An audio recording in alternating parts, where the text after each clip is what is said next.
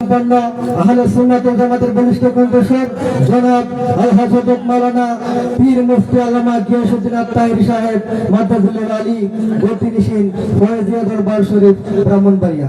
হুজুরকে আজকের মাহফিলে মূল্যবান আলোচনা পেশ করার জন্য আমি প্রধান অতিথি সভাপতি সকল নেতৃবৃন্দের আদেশক্রমে হুজুরকে আলোচনা পেশ করার অনুরোধ করছি।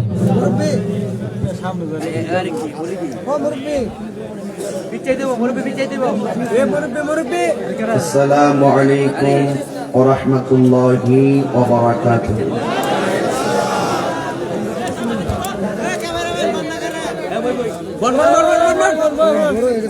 الصلاة والسلام عليك يا رسول الله.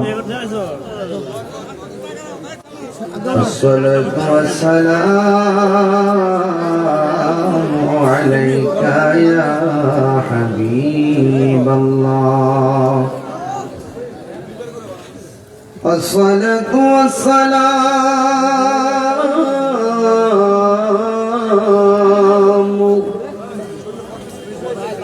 عليك يا شفيع المذنبين. الصلاة والسلام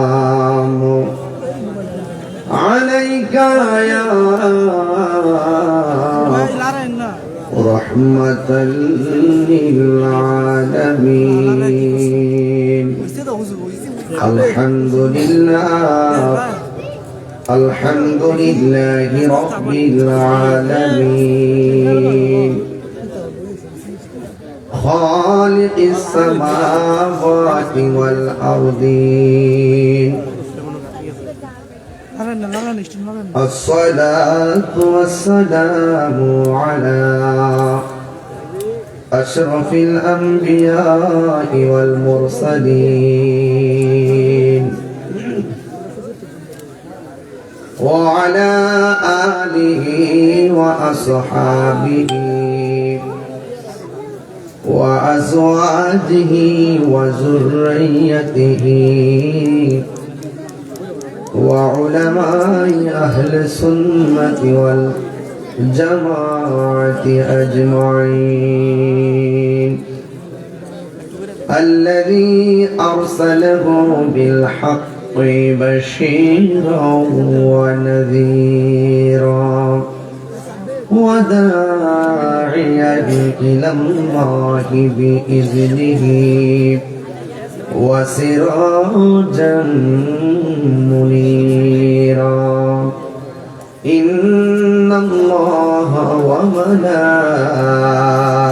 وملائكته يصلون على النبي يا أيها الذين آمنوا صلوا عليه وسلموا تسليما. اللهم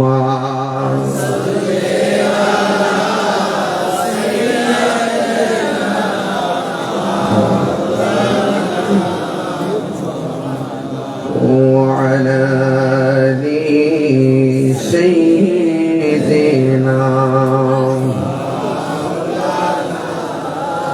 ضرب مكة كنت بلي اللهم صل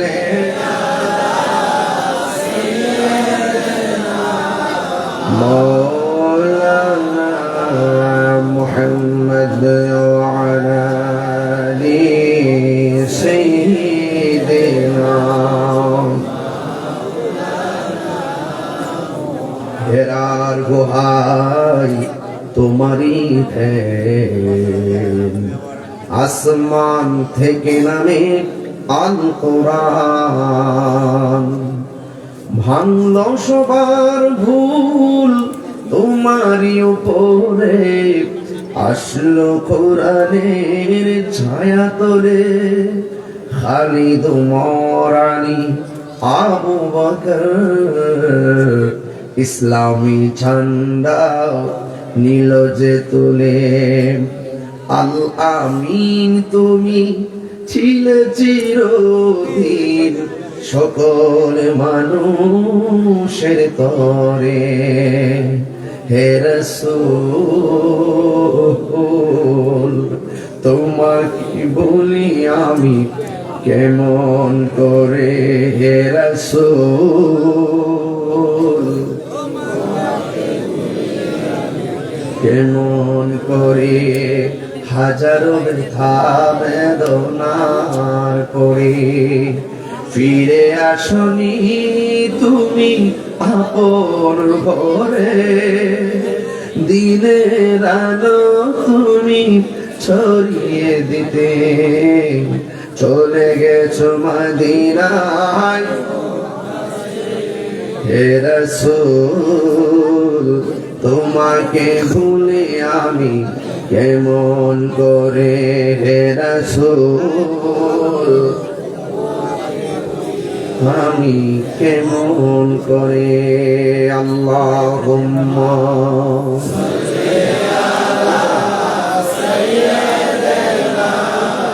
মাওলানা মুহাম্মদ ওয়া আলা আলি সাইয়্যিদিনা।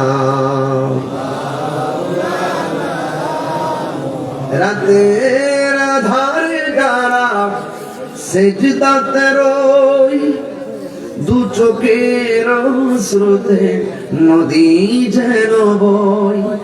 চলো না হাত ছানি যতই আসুক, চলো না হাত ছানি যতই আসুক, পেছনে ফিরেও তাকাই না। আল্লাহর প্রেম ছাড়াই দুনিয়ায় কারো কাছে কোনো কিছু চাই না। যাদের হৃদয়ে আছে আল্লাহর ভয় তারা কবু পথ ভুলে যায় না। আল্লাহর প্রেম ছাড়াই দুনিয়ায় কারো কাছে কোনো কিছু চাই না, কারো কাছে কোনো কিছু চাই না। উপস্থিত হোমনা উপজেলাধীন জয়পুর রাজা কাশীপুর হযরত রাজু শাহ ও কবরবাসীর স্মরণে দ্বিতীয় বার্ষিক ইসলামী সুন্নি মহাসম্মেলনের সম্মানিত প্রধান অতিথি জনাব ইঞ্জিনিয়ার মনিরুল হক ভূঁইয়া সাহেব, প্রধান মেহমান জনাব মোহাম্মদ ইমদাদুল হক জীবন সাহেব ও জনাব কাজী মনিরুল হক বাবু সাহেব, সভাপতি জনাব এম এ জামাল সাহেব, সহ সভাপতি জনাব কলিউল্লাহ ওলি সাহেব, বিশেষ মেহমান জনাব শফিকুল ইসলাম স্বপন সাহেব, ডাক্তার মোহাম্মদ সাইফুল ইসলাম সাহেব, জনাব মোহাম্মদ মুর্তজা মেম্বার সাহেব, জনাব ডাক্তার আমির সরকার সাহেব, আজকের মাহফিলের অনবদ্য ব্যক্তিত্ব পীরে তরিকত রাহের মায়ের শরীয়ত অনন্তপুর আশেখানে মদিনা দরবার শরীফের শাহজালাল নরসিন আল্লামা পীর মুফতি আব্দুল সাত্তার ভূঁইয়া নুরি আল কাদরি সাহেব এবং আজকের এই মাহফিলে আমার পূর্বে যিনি আলোচনা করেছেন এই এলাকার কৃতি সন্তান, গর্বিত সন্তান, সারা বাংলার জননন্দিত ওয়াইজিন, বিশিষ্ট লেখক ও গবেষক আল্লামা স্নেহাসপদ মুফতি শহীদুল্লাহ বাহাদুর সাহেব ও মাওলানা কাউসার হুসাইন আল কাদরি সাহেব ওয়া মুবাল্লিগিন উলামায়ে কেরাম, উলামায়ে আহলুস সুন্নাহ, যে আল্লাহ তাবারক ওয়া তাআলা আমাদের সকলকে আজীবন এই সুন্নি মহাসম্মেলনে আসার বসার কথা বলার সুযোগ দিয়েছেন। শুকরিয়া খান সকলে পড়ুন আলহামদুলিল্লাহ। লাখ কোটি দরুদ ও সালাম ওই নবীর নূরানি কদম মোবারকে যিনি হায়াতুন নবী, নূর নবী, গায়বের খবর দেনেওয়ালা, সেই নবী পাকের উম্মত হিসেবে আল্লাহ পাক আমাদের সকলকে কবুল করেছেন। এই জন্য শুকরিয়া তান কণ্ঠটাকে দারাজ করে দিয়ে পড়ুন আলহামদুলিল্লাহ। রাত্র 11টা কাছাকাছি স্টেজে বসেছি, প্রায় 44 মিনিট হয়েছে। এই সময়টাকে অত্যন্ত মূল্যবান সময় হিসাবে হৃদয়ে ধারণ করে সামনের যতটুকু মিনিট আমি কথা বলবো ইনশাআল্লাহ আমি চেষ্টা করব কোরআন সুন্নাহর আলোকে আপনার আমার হেদায়েতের মানুষ এই হোকাল পরকালের সর্বাঙ্গীন মঙ্গল কামনায় আমরা যেন কথাগুলো বলতে পারি, শুনতে পারি, পাশাপাশি কল্যাণময় কথাগুলো যেন আমল করতে পারি, সেই জন্য আল্লাহ যেন আমাদের সকলকে তৌফিক দান করে, বলুন আমিন। রাজা কাশীপুর এই এলাকাটি সুন্নি অধ্যুষিত এলাকা, তরিকাপন্থী এলাকা, অত্যন্ত সহজ সরল একটি মানবিক এলাকা। এই জন্য আমার ভাই মেবিশ জনাব এম এ জামাল ভাই সভাপতি মহোদয় বক্তব্য দিয়েছিলেন যে এই প্রোগ্রামটা করতে গিয়ে কোনো অনুমতির প্রয়োজন হয় নাই এবং কোনো দলীয় কোনো লোকের কাছে যেতে হয় নাই। কোরআন সুন্নাহর কথা বলবে, স্বাধীনভাবে বলবে, সবার অংশগ্রহণে এই প্রোগ্রামগুলো চলবে, এই চেতনার কথাগুলো বলবে। এটাই হলো সবচাইতে বড় স্বাধীনতা। কথা বলেন ঠিক না? তাই এই জন্য এই কথাগুলো আমাদের জন্য অত্যন্ত প্রাসঙ্গিক এবং পজিটিভ। ধর্মের যে চেতনা, ধর্মের চেতনার কথাগুলো স্বাধীনভাবে বলতে পারাটা, এটা অত্যন্ত একটি বাবা আপনার কথা বলেন, কথা বলতে হবে। এই বক্স থেকে সরে না করেন, বক্স থেকে দূরে যান, যান এইদিকে যান।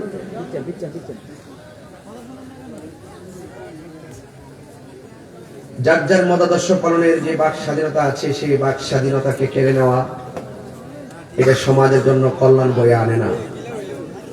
আপনি একটা মতাদর্শ থাকতে পারেন, আরেকজন আরেকটা মতাদর্শ থাকতে পারে, যার যার কথাগুলো স্বাধীনভাবে বলবে, এটাই হলো বাংলাদেশের প্রত্যাশা। কথা বলেন ঠিক কিনা?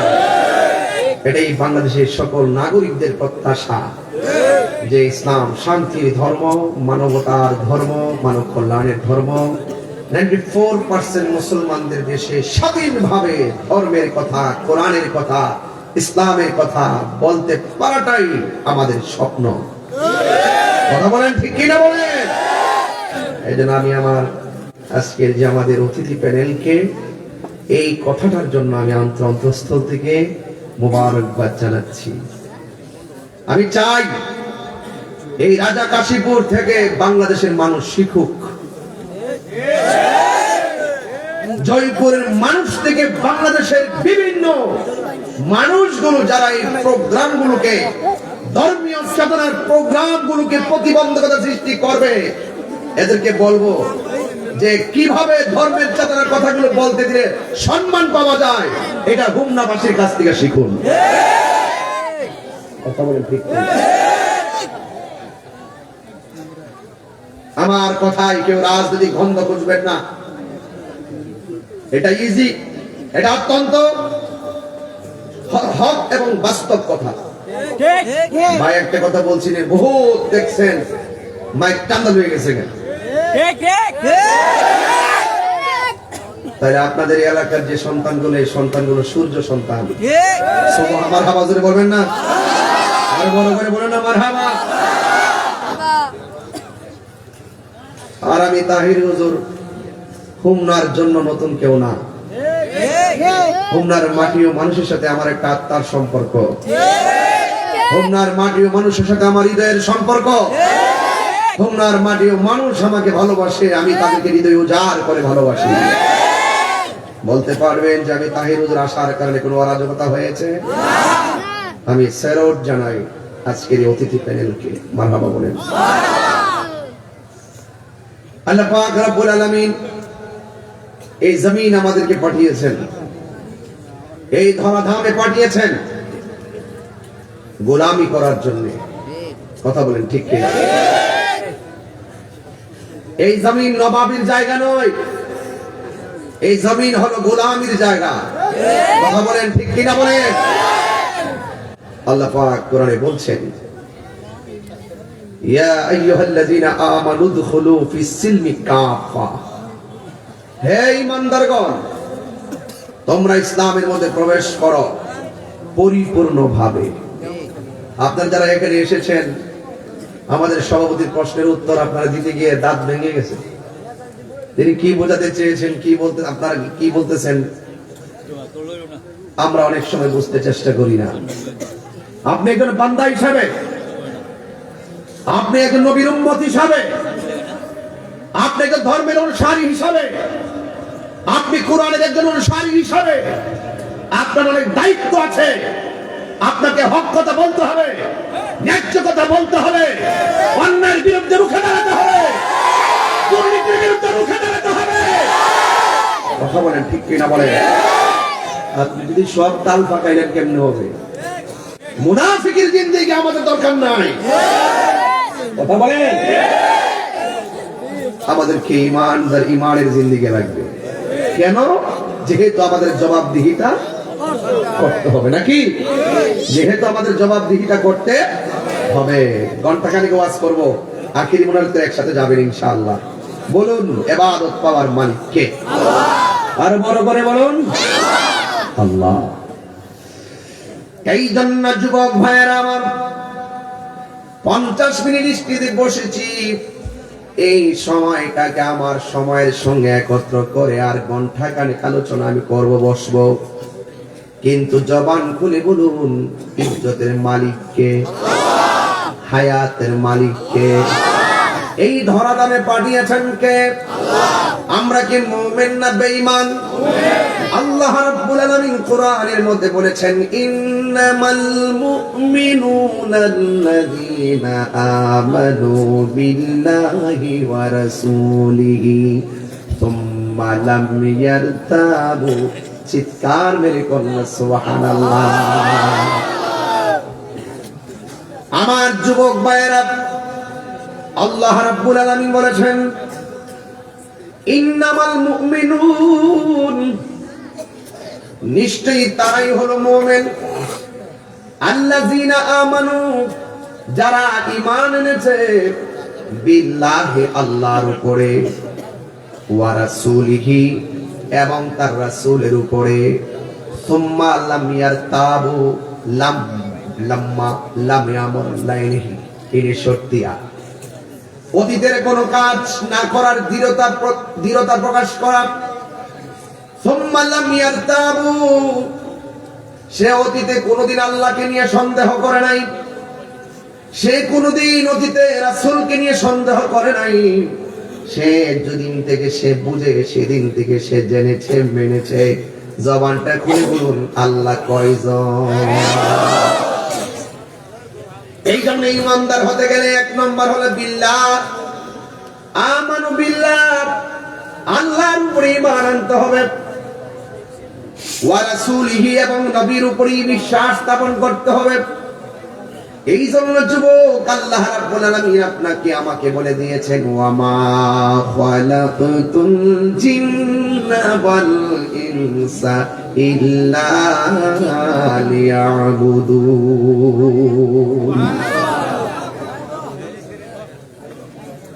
আল্লাহ রাব্বুল আলামিন বলেছেন, আমি মানুষ এবং জিন জাতিকে সৃষ্টি করেছি একমাত্র আমি আল্লাহর গোলামি করার জন্য।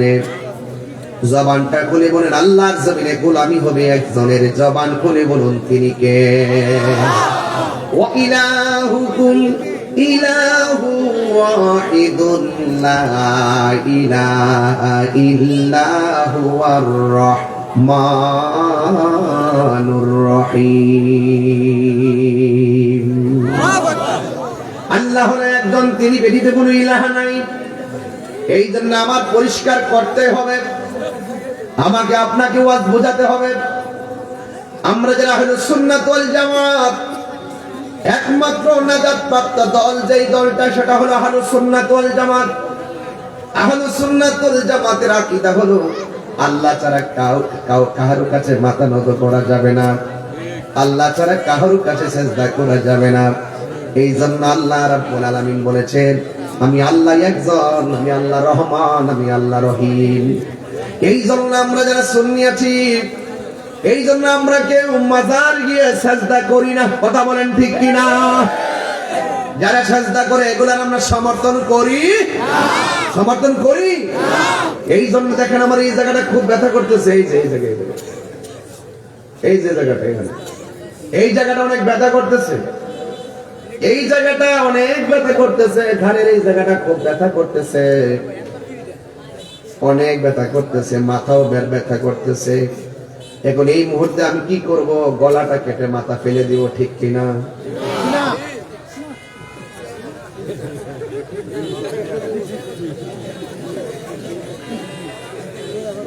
চিকিৎসা করতে হবে নাকি? কি করতে হবে? চিকিৎসা করতে হবে। ওয়াস বাড়িতে নিয়ে যাবেন, মাথা ব্যথা যদি কোনো মাথা ব্যথা হয় চিকিৎসা করতে হবে। মাথা ব্যথা হলে, ঘাড় ব্যথা হলে ট্রিটমেন্ট করতে হবে। যদি একান্তই কোনো মাজারের মধ্যে কোনো গাঞ্জিটা দেয়া গাঞ্জা খায়, মদ খায়, গাছের মধ্যে বান্ধা রাখতে হবে। কথা বলেন ঠিক না?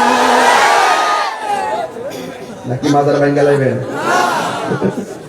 এগুলো করা যাবে না, এগুলো সমস্যা, এগুলো প্রবলেম, সম্প্রীতি বিনষ্ট হবে, ঠিক কিনা? এই জন্য যুবক ভাইয়েরা আমার, যদি কোনো মাজারে সরাসরি বহির্ভূত কাজ হয়, যারা কাজ করবে এদেরকে প্রতিহত করতে হবে, মাজারকে সুরক্ষা করতে হবে। কথা বলেন ঠিক কিনা? এই জন্য সেজদা পাওয়ার মালিককে, আরো বড় করেন, সেজদা পাওয়ার মালিককে। ওয়া ইলাহুকুম ইলাহু ওয়াহিদুন লা ইলাহা ইল্লা হুয়ার রহমানুর রহিম।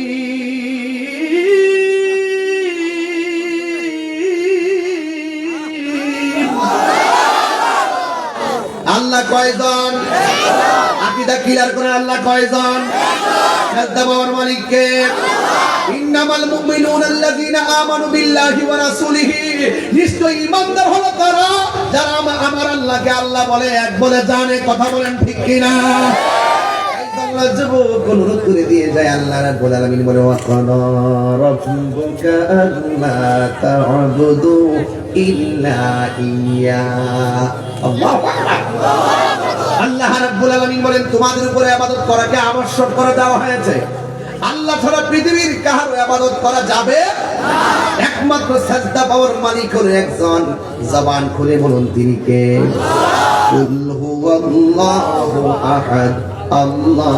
এই সূরাটা সবাই পড়তে হবে, একদম সাক্ষী রেখে বলেন, কুল হুয়াল্লাহু আহাদ আল্লাহুস সামাদ লাম ইয়ালিদ ওয়া লাম ইউলাদ ওয়া লাম ইয়াকুল লাহু কুফুয়ান আহাদ। সবাই আবার পড়েন, কুল হুয়াল্লাহু আহাদ আল্লাহুস সামাদ লাম ইয়ালিদ ওয়া লাম ইউলাদ ওয়া লাম ইয়াকুল লাহু কুফুয়ান আহাদ। এই সূরাটার ভিতরে আল্লাহ পাকের ওয়াহদানিয়তের দলিল সাব্যস্ত করে দিয়েছেন। আল্লাহর হাবিব আল্লাহ বলেন, ও বন্ধু, জাস্ট ইউ সে, আপনি বলুন আল্লাহ কয়জন? আর আল্লাহ কয়জন? আল্লাহুস সামাদ। আল্লাহ মুকাফিকি। এই যে পাগড়িটা কিনেছি দোকানে যেতে হয়েছে, ব্লেজারটা কিনেছি দোকানে যেতে হয়েছে, পাঞ্জাবিটা বানাইছি টেইলারের কাছে যেতে হয়েছে। আমি আপনি মুকাফিকি। আমার আল্লাহ কাহারো কাছে যাওয়া লাগে না। আল্লাহ কুন বললেই ফায়াকুন, হো বললেই হয়ে যায়। তিনি তাহা কাহারো করে জন্মগ্রহণ করে নাই। আল্লাহ কেউ জন্ম দেয় নাই। There is no God but Allah. Muhammad is the messenger of Allah. আল্লাহ ছাড়া কোনো মাবুদ নাই। আমার নবী হলো আমার আল্লাহর দোস্ত হাবিব। জোরে বলুন সুবহানাল্লাহ। এই জন্য আল্লাহ বলছেন, এ পৃথিবীর মানুষ, নিশ্চয়ই মুমিন হলো তারা যারা আল্লাহকে বিশ্বাস করে এবং নবীকে বিশ্বাস করে। সুম্মা লাম ইয়ারতাবু, অতীতে আল্লাহ এবং নবী নিয়ে কোনোদিন সন্দেহ করে নাই। ওয়া জাহাদু বি আমওয়ালিহিম ওয়া আনফুসিহিম ফি সাবিলিল্লাহ, এরা আল্লাহর রাস্তায় যখন জীবন দিয়া প্রয়োজন হয় জীবন দিয়া জিহাদ করে, যখন মাল দিয়া প্রয়োজন হয় মাল দিয়া জিহাদ করে, যখন তোমার ঘাম ঝরাবার প্রয়োজন হয় ঘাম ঝরায় হকের কথা বলে, যখন রক্ত দেওয়ার প্রয়োজন আছে রক্ত দিয়া হকের কথা বলে, যখন সম্পদ দিয়া প্রয়োজন হয় সম্পদ দিয়া হকের কথা বলে। কথা বলেন ঠিক কিনা? এই জন্য আমার নবী বলেছেন, আল জিহাদু মাযিন ইলা ইয়াউমিল কিয়ামা, জিহাদ কিয়ামত পর্যন্ত অব্যাহত থাকবে। আমার দেশের কিছু পীর আছে, আমার দেশের কিছু মৌলবী আছে, আমার দেশের কিছু মানুষ আছে খানকার মধ্যে বসে থাকে, তাসবিহ দিবে আর বছরে বছরে একটা উরুস মাহফিল করে। যখন কোন হকের প্রশ্ন আসে, যখন কোন বাতিল ইসলাম নিয়ে ষড়যন্ত্র করে, নবী নিয়ে ষড়যন্ত্র করে, তখন ইসলাম নিয়ে ষড়যন্ত্র করে, কোন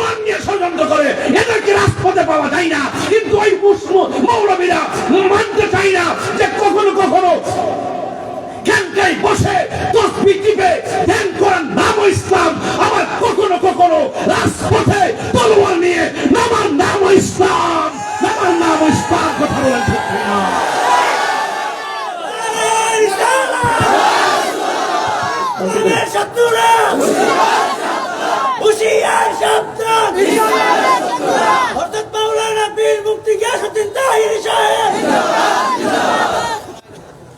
আল জিহাদু মাযি ইলা ইয়াউমিল কিয়ামা, জিহাদ কিয়ামত পর্যন্ত অব্যাহত থাকবে, কিয়ামত পর্যন্ত জিহাদ চলবে। আমি গতকাল কিশোরগঞ্জ দিনের বেলা মাহফিল করেছিলাম, ওরা বলছিল 50-60 হাজারের কাছাকাছি লোক। আমি সেখানেও বলছিলাম এই দেশের মধ্যে এমন কিছু লোক আছে, দাড়ি আছে, টুপি আছে, পাগড়ি আছে, নামাজও আছে, কিন্তু আমার নবীকে শেষ নবী মানতে চায় না। এখন আপনি কি ঘরে বসে থাকবেন? আমি চিল্লে দিকে আমার দোষ, এদেরকে ছাড় দেওয়া যাবে? বলছে ইন্নামাল মুমিনুনা আল্লাযীনা আমানু বিল্লাহি ওয়া রাসূলিহি। কথা বলেন। আল্লাহর জাত সিফাত নিয়ে এক সেকেন্ডের জন্য অস্বীকার করতে পারে না। নবীর জাত এবং সিফাত নিয়ে এক মিনিটের জন্য অস্বীকার করতে পারবে না। যদি অস্বীকার করে বেঈমান। হাত তুলে বলতে হবে, হাত তুলে বলতে হবে।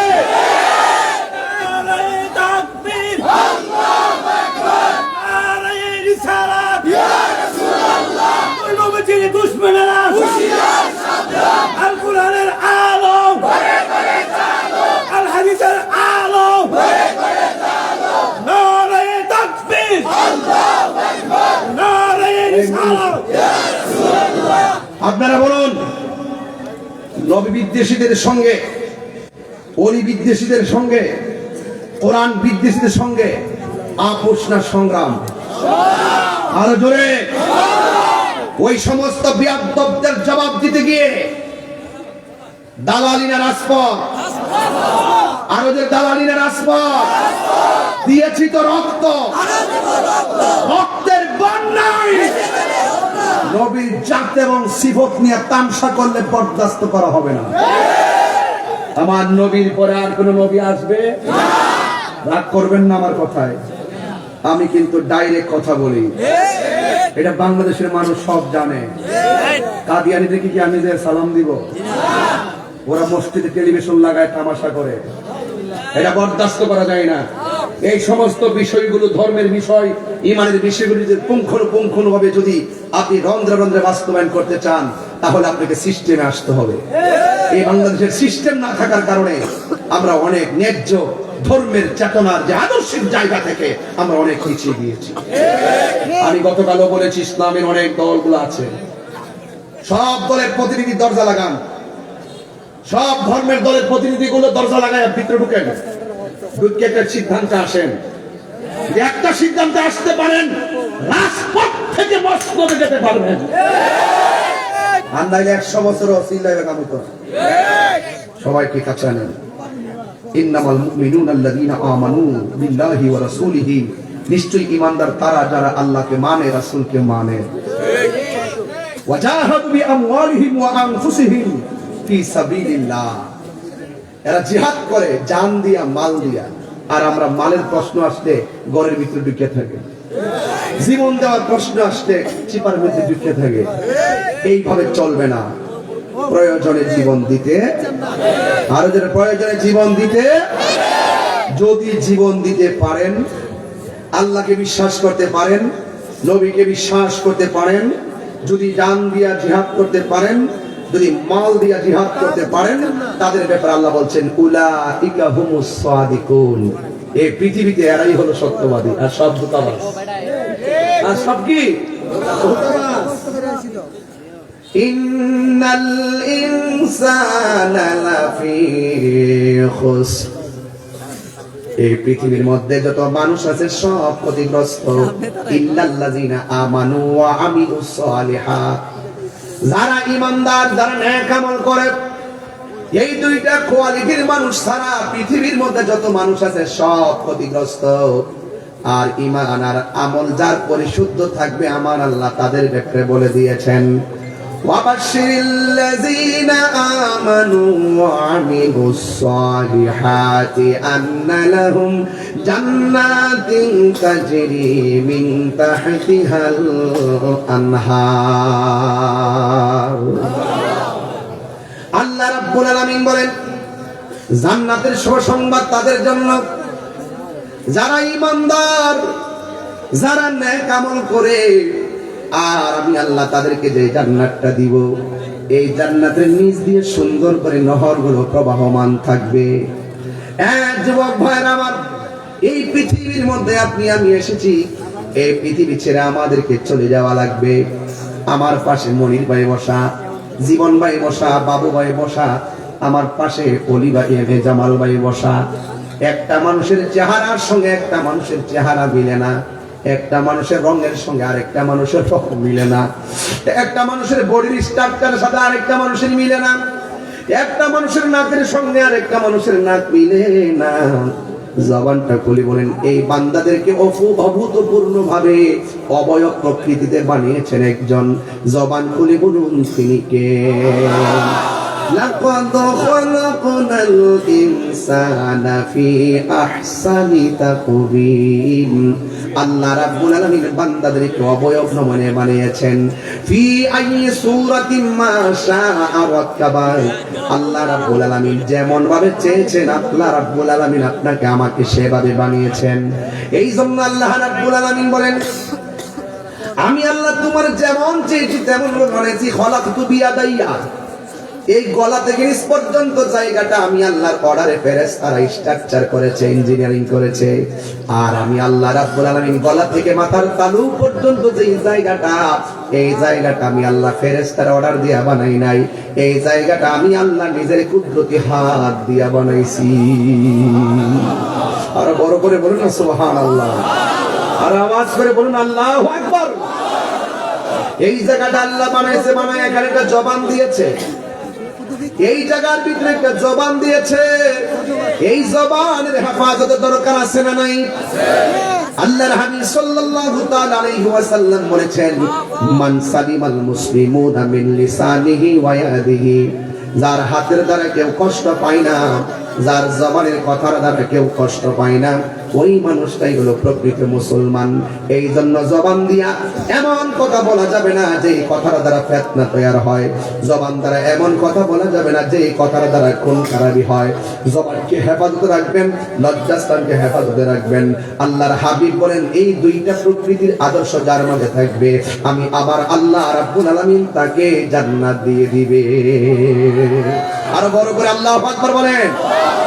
এই জন্য জবানের হেফাজত করতে হবে। আল্লাহ বলেন, আমি এই জায়গা থেকে মাথার তালু পর্যন্ত এই জায়গাটা আমি আল্লাহ নিজের হাত দিয়ে বানাইছি। আর এই জবান দ্বারা আমি আল্লাহ এমন একটা জিহ্বা দিয়েছি, এই জিহ্বার ভিতরে একটু একটু পানি পানি ভাব আছে। এই পানি পানি আমার আল্লাহ সৃজন করে দিয়েছেন বলে সুন্দর করে কথা বলতে পারতেছি। এই জিহ্বার যদি পানি না থাকতো, লালা না থাকতো, আমাদের জিহ্বাটা শুকায় যাইতো, কথা বলতে পারতাম না। এমন সুন্দর থুতু আল্লাহ অ্যাডজাস্ট করে দিয়েছেন। আর একটা জিহ্বার ভিতরে তেঁতুল মুখে দিলেন টক লাগলো, চিনি মুখে দিলেন এই জিহ্বার মধ্যে মিষ্টি লাগলো। আপনি একে সবটাই 70 থেকে 69টা স্বাদ এই জিহ্বার ভিতরে দারুণ ক্ষমতা। আপনারা জবান খুলে বলুন, এই স্বাদ ক্ষমতা দিয়েছেন কে? এই জায়গার ভিতরে আল্লাহ দুইটা চোখ। গতকাল আমি যাচ্ছিলাম কিশোরগঞ্জে, ব্রাহ্মণবাড়ি দিয়ে যাওয়ার সময় দেখলাম অনেকগুলো মানুষ ধুলার মধ্যে হাঁটতেছে। একদম ধুলা, একদম পরিপূর্ণ। আমার গ্লাসগুলো লাগানো, ধুলার কারণে মানুষ দেখা যায় না। আমি মানুষের দিকে তাকায় দেখলাম তার মুখের মধ্যে মাস্ক পরা আছে, মাথার মধ্যে কাপড় পেঁচানো আছে, কিন্তু দুইটা চোখ খোলা রাখা হয়েছে। আমি মনে মনে ভাবলাম, চোখের মধ্যে ধুলা পড়লে কত খারাপ লাগে, অবশ্যই এতগুলো ধুলা উঠতেছে, চোখ দুইটা খোলা। এই ধুলাগুলা যদি চোখের ভিতরে ঢুকে চোখ বন্ধ হয়ে যাওয়ার কথা। এখন আমার প্রশ্ন হলো, হুজুর, এই ধুলাগুলো দিয়ে তারা যাচ্ছে পরিমাণ মতো ধুলা কেন চোখের মধ্যে আটকাই না? এ বান্দা বুঝতে বাকি নাই, আল্লাহ রাব্বুল আলামিন কত নিখুঁত কারিগর। আল্লাহ রাব্বুল আলামিন চোখের গোড়ার মধ্যে কিছু কিছু পাতি দিয়া দিছে, এই পাতির কারণে ধুলাবালি গুলাকে সুন্দর করে প্রতিহত করে দেয়। এই জন্য যুবক ভাইয়ের আমার, অনেকে মনে করেন যে এই পাতিগুলো মনে হয় অনর্থক দিয়েছে। না না, দেখবেন অনেক ধরনের আঘাত থেকে পাতিগুলো আপনাকে সংকেত দিয়ে দেয়, চোখকে আল্লাহ হেফাজত করে দেয়। এই জন্য আমার আল্লাহ এমন করে আপনাকে বানিয়ে আল্লাহ বলছেন, তোরে আমি চোখ দিয়েছি, চোখ দিয়ে আমার সৃষ্টি জগৎ দেখবি আর মনে মনে ভাববি। কবি বলতেছেন, তোমার সৃষ্টি যদি এত সুন্দর হয়, না জানি তুমি আল্লাহ কত সুন্দর। ইয়াতাফাক্কারুনা ফি খালকিস সামাওয়াতি ওয়াল আরদ। আল্লাহ রাব্বুল আলামিন বলেন, এই চোখের সৌন্দর্য, এই চোখ দিয়েছি আমি আল্লাহর সৃষ্টি দেখার জন্য। এই সৃষ্টি দেখা তুমি আমি আল্লাহকে গবেষণা করবে, এমন সুন্দর করে গবেষণা করবে আল্লাহর কোরআন থেকে আমরা বুঝতে পারি। একটা বার খেয়াল করে দেখেন, ছোট্ট একটা পর্দা টানাইছে, এই পর্দা টানাইতে যায় কতগুলা বাঁশের ব্যবহার করেছে, অথচ আমার আল্লাহ রাব্বুল আলামিন সুন্দর করে আসমানটারে বানাইছে। আল্লাযী খালাকা সাবআ সামাওয়াতিন তিবাকা। আল্লাহ রাব্বুল আলামিন হলো তিনি যিনি খুঁটিবিহীন 7টা স্তরে আসমানটারে বানাইছে। একটা পর্দা টানাইতে যাইয়া রাজা কাশি করে কতগুলা বাঁশ ব্যবহার করেছেন, অথচ আমার আল্লাহ একটা আসমান থেকে আরেকটা আসমানের দূরত্ব হলো 500 বছর রাস্তা। একটা আসমান আছে আমার আল্লাহ লোহা দিয়ে বানাইছে, আরেকটা আসমান আছে আমার আল্লাহ স্বর্ণ দিয়ে বানাইছে। কিন্তু একটা এত ভারী আসমান আমার আল্লাহ ঠেকায় রাখছেন, কিন্তু একটা খুঁটিরও ব্যবহার করে নাই। সে আল্লাহকে চিনতে গেলে কি লন্ডন যাওয়া লাগবে? হুজুর আইন না বুঝতে হবে? আমরা বুঝি না, আমরা নিরক্ষর হয়ে গেছি। কথা বলেন ঠিক কিনা? আমরা অনুভব করি না নিজের। মান আরাফা নাফসাহু ফাকাদ আরাফা রাব্বাহু। যে নিজের নিজে চিনতে পারছে, সে আল্লাহকে চিনতে পারছে। দেখেন না, আমি এখানে এসে বলছি, একটা হাদিস আমার চোখে পড়ছে, কুন ফিদ দুনিয়া কাআন্নাকা গরীবুন আও আবির সাবিল। চিৎকার বের করুন সুবহানাল্লাহ। বলছে কুন ফিদ দুনিয়া, দুনিয়াতে এমন ভাবে বসবাস করো কাআন্নাকা গরীবুন আও আবির সাবিল, মুসাফিরের মতো। আর আমরা দুনিয়ার জমিনে এসে বাদশাহী বুঝি। এই দুনিয়া বাদশাহীর জায়গা না, দুনিয়া মুসাফির খানা। এখানে কষ্ট থাকবে, দুঃখ থাকবে, ত্যাগ থাকবে, তিতিক্ষা থাকবে, আরেক সুখ হবে জান্নাতে। কথা বলেন ঠিক কিনা? সেটা পরে পরে, দুনিয়াতে সব খুঁজবেন না, এখন শুধুমাত্র বিসর্জন দিতে থাকেন। জবানটা খুলে বলুন, সাজদা পাওয়ার মালিক কে? এই জন্য আল্লাহ রাব্বুল আলামিন বলছেন, ইন্নাহু হুয়া ইউবদিউ ওয়া ইউঈদ ওয়া হুয়াল গাফুরুল ওয়াদুদু যুল আরশিল মাজিদ। আল্লাহ রাব্বুল আলামিন হলো তিনি যিনি তোমার শুরুর মালিক, যিনি তোমার শেষের মালিক। এই জন্য শুরু হয়েছে জন্ম দিয়ে, শেষ হয়ে যাবে মৃত্যু দিয়া। এর মাঝখানে অনেক কিছু জীবনে আপনার ঘটে যাবে। যারা পরিমাণ ভালো কাজ করলে ভালো রেজাল্ট পাবেন, যারা পরিমাণ খারাপ কাজ করলে সেটারও রেজাল্ট আপনি পাবেন। এই জন্য দুনিয়াটা দুনিয়া মাজরাতুল আখিরা, এই দুনিয়াটা হলো আখিরাতের কৃষি ক্ষেত্রে বাবা। এই জন্য আল্লাহ রাব্বুল আলামিন, আমি আস্তে আস্তে ঘটনায় চলে যাচ্ছি, কিন্তু আমি কিন্তু বলছি ইন্নামাল মুমিনুনা আল্লাযিনা আমানু বিল্লাহ। আমি এখন শুধু বিল্লাহর মধ্যে আছি, ওয়া রাসূলিহির দিকে যাচ্ছি। এরপরে আমি আস্তে আস্তে বুঝিয়ে দিয়ে যাব, চলার মতো চলতে পারলে এই দুনিয়াটা যদিও কষ্ট হবে, কিন্তু আমার আল্লাহ রাব্বুল আলামিন বলেন, আমি আল্লাহ যারে ভালোবাসি সম্পদ দিয়া পরীক্ষা করি, কায়দা নিয়ে পরীক্ষা করি। আমি আল্লাহ যারে ভালোবাসি রোগ বিমার দিয়ে পরীক্ষা করি। আমি আল্লাহ যারে ভালোবাসি অভাব দিয়ে পরীক্ষা করি। আমি আল্লাহ যারে ভালোবাসি ওয়া নাকসি মিনাল আমওয়াল, আমি আল্লাহ তাআলা সম্পদের নুকসান দিয়ে পরীক্ষা করি। সব পরীক্ষা যদি তারা পাস করতে পারে, আমার আল্লাহ বলেন আমি আল্লাহ তার জন্য জান্নাতের শুভ সংবাদ দিয়ে দিলাম। এই জন্য আজকে ঘুম আসতেছে কিনা? কথা বল, ঘুম আসতেছে কিনা? ঘুম আসতেছে, এরপরে ঘুমাচ্ছেন না। বাড়ি আপনাকে ডাকতেছে, বাড়িতে যাচ্ছেন না। সবথেকে বড় জিহাদ হলো নিজের নফসের সঙ্গে জিহাদ করা। কুমকুমিয়া হাবিবি কামতানাম, আর শামসু ওয়াল কমারু লা ইয়ানাম। উঠো উঠো হে বন্ধু, আর কত ঘুমাইবা? চন্দ্র সূর্য ঘুমায় না, তুমি মানুষ তো চাঁদের চেয়েও দামি, তাহলে আপনি ঘুমাবেন কেন? বিছানা ডাকতেছে, মোবাইল ডাকতেছে, দুনিয়াদারি ডাকতেছে, এরপর যাব না। দুনিয়া কে লিয়ে আখিরাত बर्बाद ना करो। दुनिया दुनिया करे, आखिरत के बर्बाद करा जावे ना। किसी इंसान को खुश करने के लिए अल्लाह को नाराज ना करो।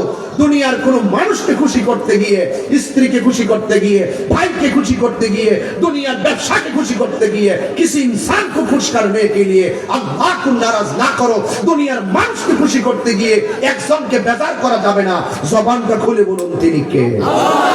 আর বড় করে বলুন তিনি কে? বাস, এটার নামই হলো ইন্নামাল মুমিনুনা আল্লাযীনা আমানু বিল্লাহ। তুমি ঈমান আনবা আল্লাহর উপরে 100%। কত পার্সেন্ট? নাকি পার্সেন্টেজ কমান যাবে? আল্লাহকে বিশ্বাস করতে গেলে পার্সেন্টেজ কমানোর সুযোগ আছে? তাই আল্লাহকে বিশ্বাস করব 100%। কেন? আল্লাহ পাক আমাকে সৃষ্টি করেছেন, আল্লাহ পাক আমাকে বানিয়েছেন, সেই মালিক আবার আমাদেরকে নিয়ে যাবেন, আবার নেওয়ার পরে আবার জীবন দিবেন, আবার আমাদেরকে জীবন দেওয়ার পরে হিসাব নিকাশ নিবেন। জবান খুলে বলেন হায়াত এবং মৌতের মালিক কে? আর বড় করে বলুন কে? এই জন্য আমার যুবক ভাইয়েরা, আল্লাহ রাব্বুল আলামিন কোরআনুল কারীমের মধ্যে এরপরে বলে দিয়েছেন ওয়া রাসূলিহি, আমার নবীকে বিশ্বাস করা লাগবে। সবাই আমার সাথে সাথে জবানটা খুলে আমার মনিবের সঙ্গীত, মনিবের শানে সঙ্গীতটা গান। সাগর নদী আর পাহাড় বনে পাখিদের এই সাউন্ডটা তুলে দেন, হাট করে ফেলছেন। সাগর নদী আর পাহাড় বনে পাখিদের গুনগুন গুঞ্জরণে। গজল গাইলে অসুবিধা হবে? সঙ্গীত গাইলে খারাপ লাগে? সাগর নদী আর পাহাড় বনে পাখিদের গুনগুন গুঞ্জরণে ভেসে আসে ওই সুমধুর গান, ভেসে আসে ওই সুমধুর গান, চারিদিকে শুধু আল্লাহর জয়গান। সুবহানাল্লাহ। ওই যে আমার ভাই প্রথম বক্তব্যের মধ্যে বলছিল, আমি কিন্তু খুব খেয়াল করি, আমার একটা অভ্যাস আছে, যে যে বক্তব্য থেকে আমি খেয়াল করবো যে এই দেশটা এমন দেশ পেয়েছি, আরে সূর্যাস্ত ওই রবের ধ্বনি, সকালবেলা আবার রবের ধ্বনি। কথা বলেন ঠিক না? সূর্য উঠে রবের ধ্বনির পর আবার সূর্যাস্ত যায় রবের ধ্বনিতে। কথা বলেন ঠিক না? চতুর্দিকে আজানের ধ্বনি হয়। কথা বলেন ঠিক না? এই জন্য আমি বলছিলাম সাগর নদী আর পাহাড় বনে পাখিদের গুনগুন গুঞ্জরণে ভেসে আসে ওই সুমধুর গান, ভেসে আসে ওই সুমধুর গান, চারিদিকে শুধু আল্লাহর জয়গান। আল্লাহ মহান, আল্লাহ মহান, আল্লাহ মহান, আল্লাহ মহান, আল্লাহ মহান, আল্লাহ মহান, আল্লাহ মহান। বল যদি আকাশের জড়তারা কোথা পেলে স্নিগ্ধ জ্যোৎস্না দ্বারা, সূর্যকে বল যদি কোথা পেলে আলো, রাত্রি হলো কেন নিঘোষ কালো, কোথা পেলে মানবের জীবন বিধান, কোথা পেলে মানবের জীবন বিধান, জবাব একটা সবই আল্লাহর দান। আল্লাহ মহান, আল্লাহ মহান, আল্লাহ মহান, আল্লাহ মহান, আল্লাহ মহান, আল্লাহ মহান, আল্লাহ মহান, আল্লাহ মহান। সাগর নদী আর পাহাড় বনে পাখিদের গুনগুন গুঞ্জরণে ভেসে আসে ওই সুমধুর গান, ভেসে আসে ওই সুমধুর গান, চারিদিকে শুধু আল্লাহর জয়গান। আল্লাহ মহান, আল্লাহ মহান, আল্লাহ মহান, আল্লাহ মহান, আল্লাহ মহান, আল্লাহ মহান, আল্লাহ মহান, আল্লাহ মহান। ফজরে আজান আছে না নাই? কথা কোন আছে না নাই? জোহরে আজান আছে না নাই? ফজরের টাইমে এই ইয়াং একবারে এই যে অ্যামাজিং ফিগার যারা, একদম যুবক যারা, এই ছেলেরা, ফজর আজান পর্যন্ত তোমরা মোবাইলটা টিপো আর অপেক্ষা করো কোন সময় ফজর আজানটা দিবে। আজানটা দেওয়ার পরে চার্জে মোবাইলটা লাগাও, আস্তে ফিরে বিছানাতে যাও। 12টার পরে ঘুম থেকে উঠো, আয়নার সামনে যাইয়া দেখো চাপাটা ভাঙছে কিনা। অথচ তোমার কি দরকার ছিল? না কথা সত্য কিন্তু আপনি প্রত্যেকটা ঘরে চেক দিয়ে দেখবেন অনেক গভীর রজনী পর্যন্ত চ্যাটিং করতেছে, বন্ধুর সাথে আড্ডা মারতেছে। কথা কোন ঠিক কিনা? বাস্তব, এটা বাস্তব এবং সত্য। কষ্ট হচ্ছে নাকি? কি আমি কেউ আজকে বেলানি করতেছি নাকি? আবার এখন মোবাইলে ধরছি তো একটু খারাপ লাগবে আর কি। আমি তো মাঝে মাঝে ওয়াজের পাশাপাশি ওয়াশও করি। আর এই যুবকরা হলো সম্পদ। কথা বলে ঠিক কিনা? এদের মস্তিষ্ক বিকৃত হতে দেওয়া যাবে না, এদের মস্তিষ্ক ঠিক রাখতে হবে। এরা ইতিহাস বদলাতে জানে। কথা বলেন ঠিক কিনা? তোমরা যারা যুবক ভাইরা রাতের বেলা ফজর পর্যন্ত মোবাইলটা টিপলা, 2% চার্জ থাকলো এটা শেষ করে, এরপরে যায় মোবাইলটা চার্জে লাগায়, 11টা 12টার পরে ঘুম থেকে উঠে। ওকে ঠিক আছে, কিন্তু তোমার দরকার ছিল ফজরে যখন আজানটা দেয়, আসসালাতু খায়রুম মিনান নাওম।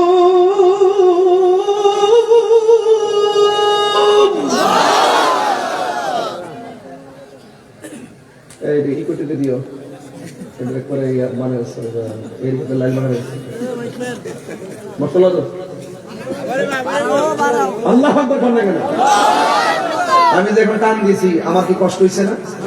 কথা কষ্ট হইছে না? এরপর আমরা ঘুমাইতে থেকে আমার আরো বেশি কষ্ট হইতো না? আসসালাতু খায়রুম মিনান নাওম।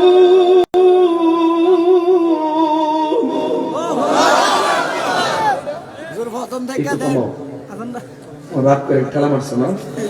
এটা করে সালা কি করবে? সাধারণ জিনিসটা কিন্তু। আচ্ছা আমি যে বললাম আসসালাতু খায়রুম মিনান নাওম, এটার অর্থ কি? নামাজ থেকে ঘুম ভালো। তা আপনি ঘুমাইলেন কি লেগে? আমরা উত্তর দেন ফজর আযান শোনার পর এরপরে সে ঘুমাই গেছে।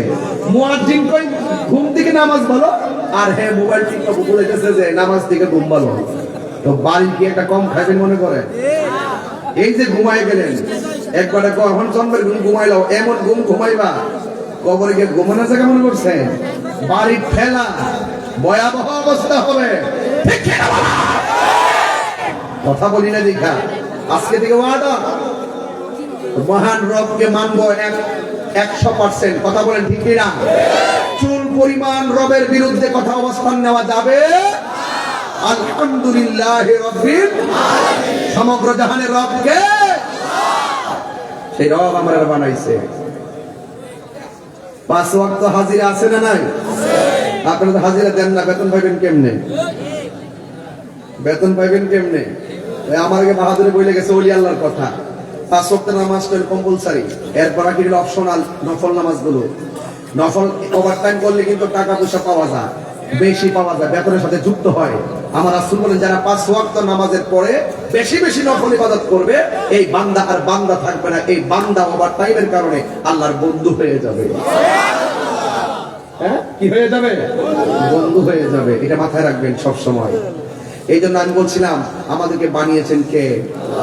এই কবরের ভিতরে আযাব কি সত্য না মিথ্যা? আরো বড় করে সত্য না মিথ্যা? এই জন্য আল্লাহর হাবিব সাল্লাল্লাহু আলাইহি সাল্লাম গুরুস্থানের দিকে যেতেন। আল্লাহ রাব্বুল আলামিন বলছেন এই যে এই মাহফিলে যারা এসেছেন হেঁটে হেঁটে এসেছেন, আবার বাড়িতে চলে যাবেন, আবার আপনাদের পাশে দেখবেন গুরুস্থান আছে, মাত্র 2 হাত নিচে পড়ে আছে। বলুন তো ওরা কি হেঁটে হেঁটে বাজারে আসতে পারে? এটা আমার কালাম না, আমার আল্লাহ বলেছেন ওয়ামা ইয়াস্তাবিল আহইয়াউ ওয়ালাল আমওয়াত। যারা জীবিত আর যারা মৃত তারা এক হতে পারে না। ইন্নাল্লাহা ইউসমিউ মান ইয়াশা। আল্লাহ যাকে ইচ্ছা করে ওই তাদেরকে কবরের ভিতরে যে আযাব হয় সেটা দেখার ক্ষমতা দান করে। এখান থেকে হবে আমার ওয়াজ, এখান থেকে হবে আমার আলোচনা। এতক্ষণ আমি ভূমিকার মধ্যে ছিলাম। আলহামদুলিল্লাহ বলেন। কষ্ট হয়েছে আপনাদের? মুরব্বীরা যদি উঠতে যায় ছেড়ে দিবেন, যুবক পোলাপান উঠে গেলে ছাড়বেন না, এদেরকে ধরে রাখবেন। আর এদের অনেক ওয়াজ সামনে আছে। আজকে এখান থেকে মিনিমাম 5 জন নামাজি বানাইতে হবে, তাইলে রাজা কাশীপুরে মাহফিল ধন্য হয়ে যাবে। কথা বলেন ঠিক কিনা? একদম আল্লাহ রাসূল সাক্ষী রেখে 5টা নামাজি বানায় ছাড়বো, এই জন্য কোনো পোলাপান ছাড়বো না। চলে وَمَا يَسْتَوِي الْأَحْيَاءُ وَلَا الْأَمْوَاتُ যারা মৃত যারা জিন্দা তারা এক হতে পারে না।